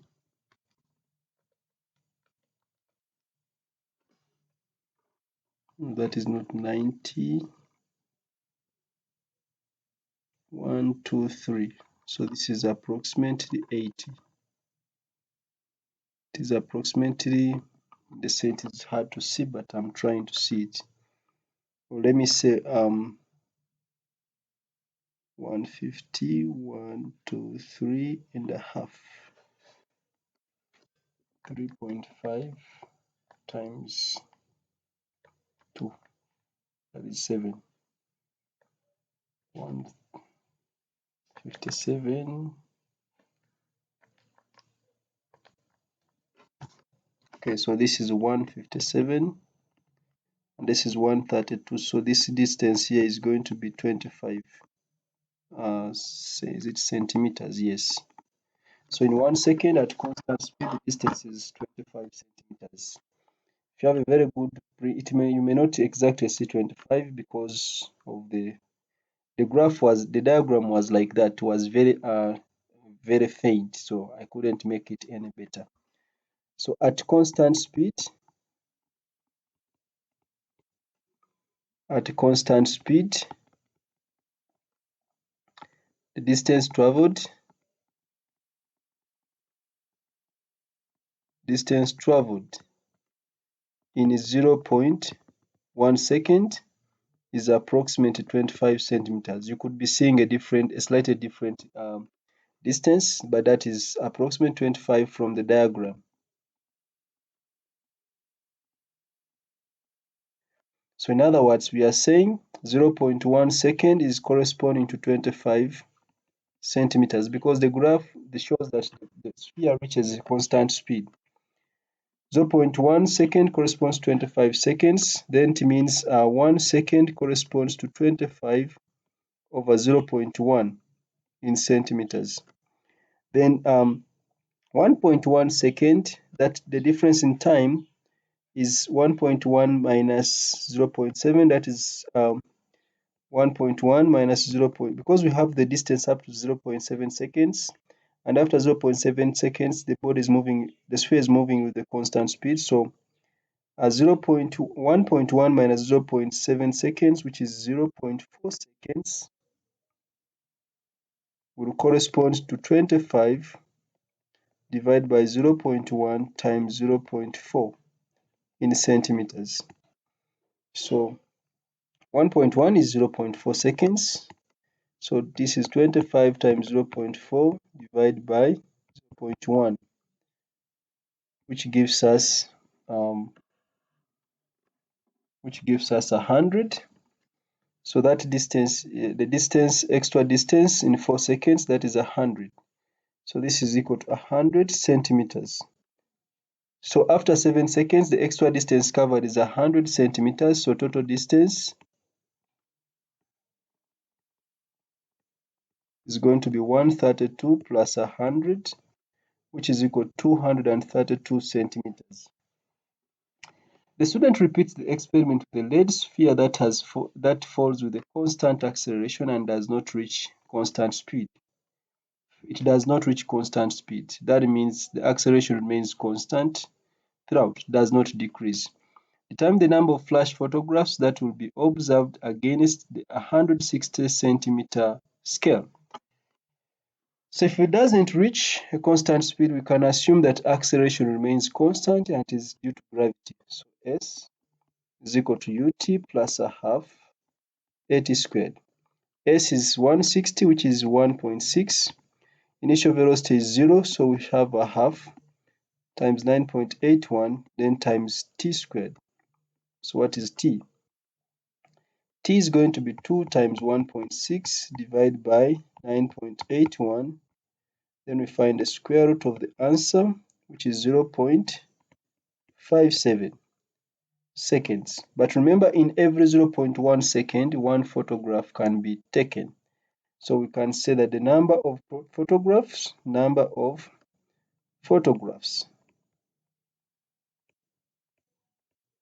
be equal to 0.57 divided by 0.1. So that one divided by 0.1, which is 5.7, which is approximately 6 photographs. So the number is 6. We can't have 5.7 photographs.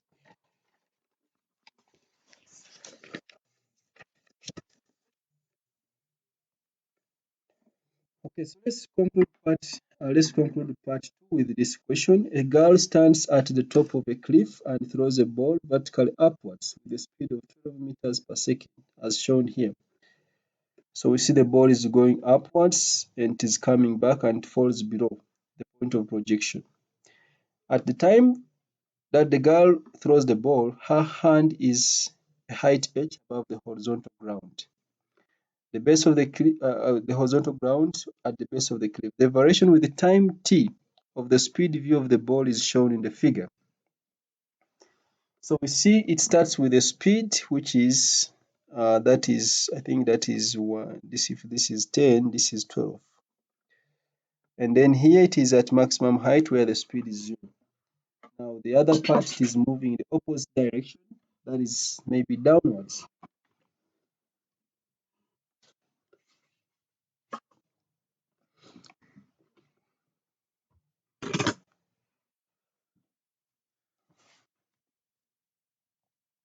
Speeds in the up direction are shown as positive, speeds in the down direction are negative. State the feature of of the figure, that shows that the acceleration is constant. Of course, you see it is a straight line, which shows a constant gradient. So that is a straight line.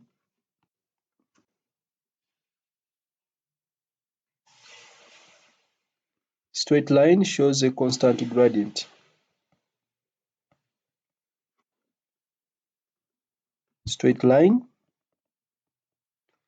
shows constant gradient.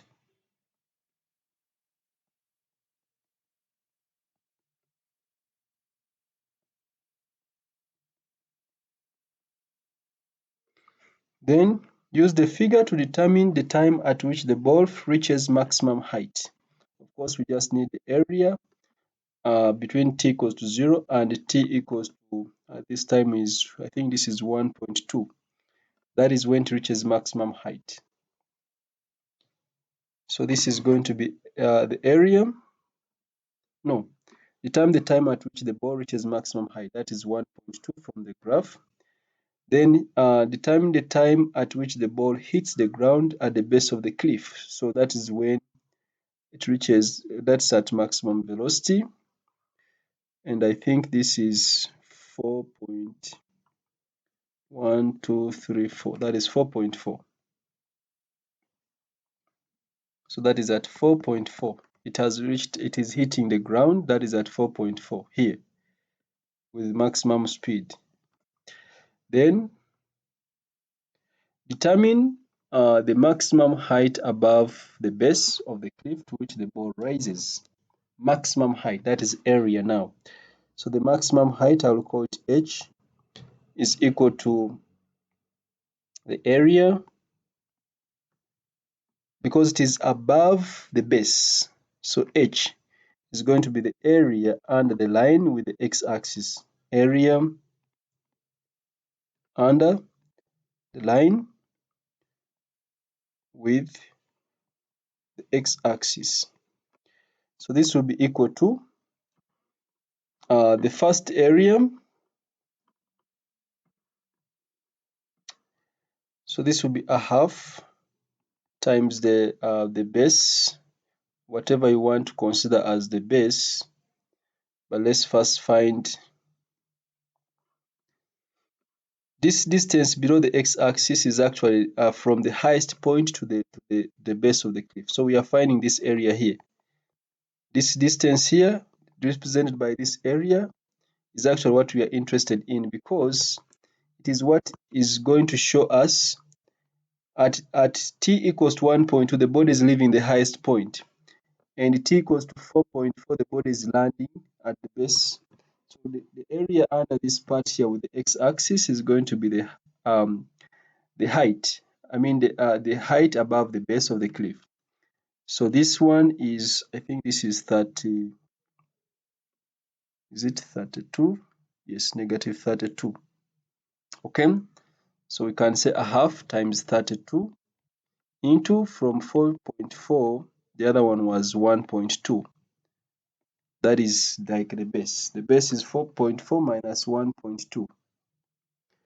So that is a triangle. So I have 0.5 times 32 times 4.4 minus 1.2. So that is 51.2.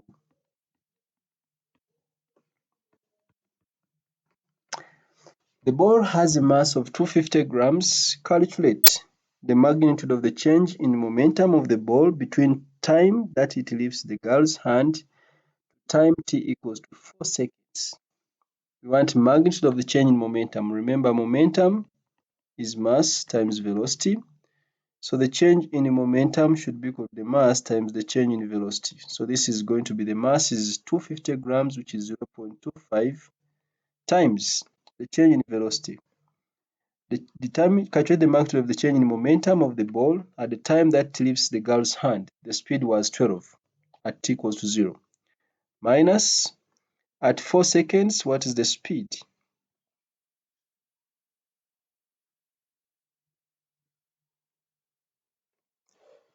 At 4 seconds, I think 4 is here.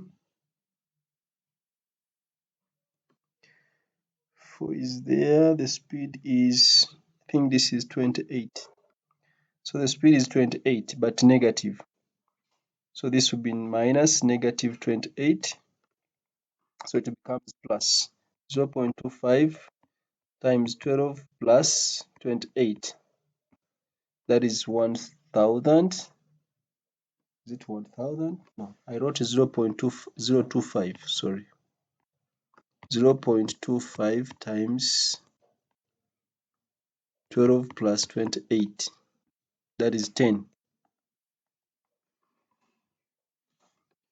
State the principle of conservation of momentum. That one is easy. For an isolated system,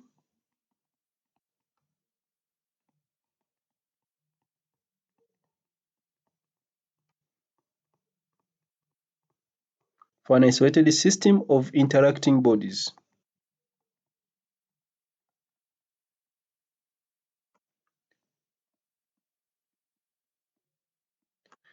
the total momentum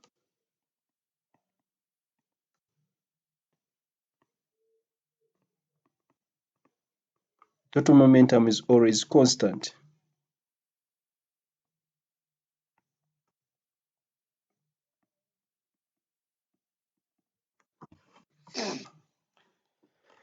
And lastly, comment on your answer to D by reference to this principle.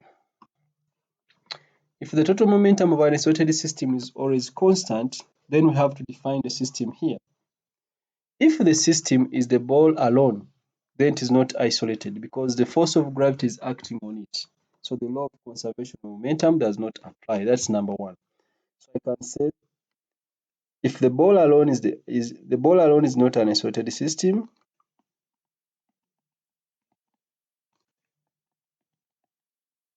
the ball alone is not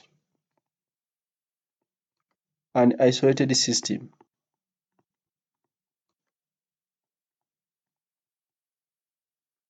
Since the gravitational force acts on it.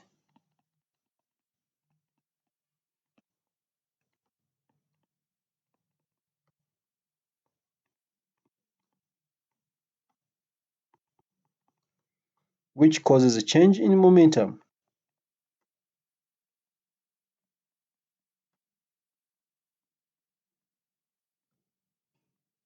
Which causes a change in momentum. So the law does not apply.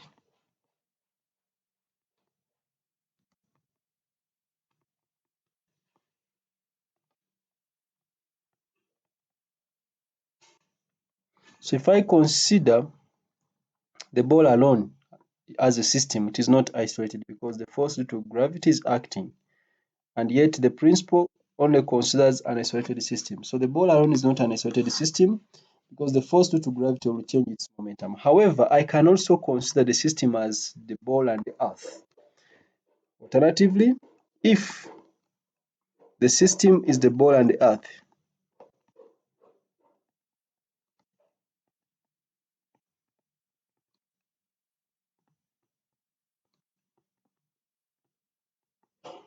if the system is the ball and the earth, then momentum of the earth changes by the same amount but in the opposite direction. Then momentum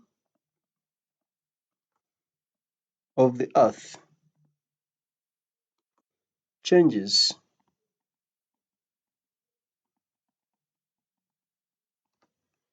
by the same amount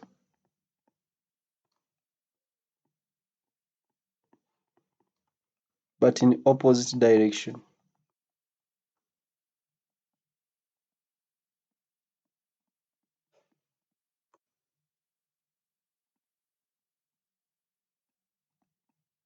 In this case, the law applies. If the system of the ball and the earth, if the system is the ball and the earth, then the momentum of the earth changes by the same amount but in the opposite direction. So the law applies.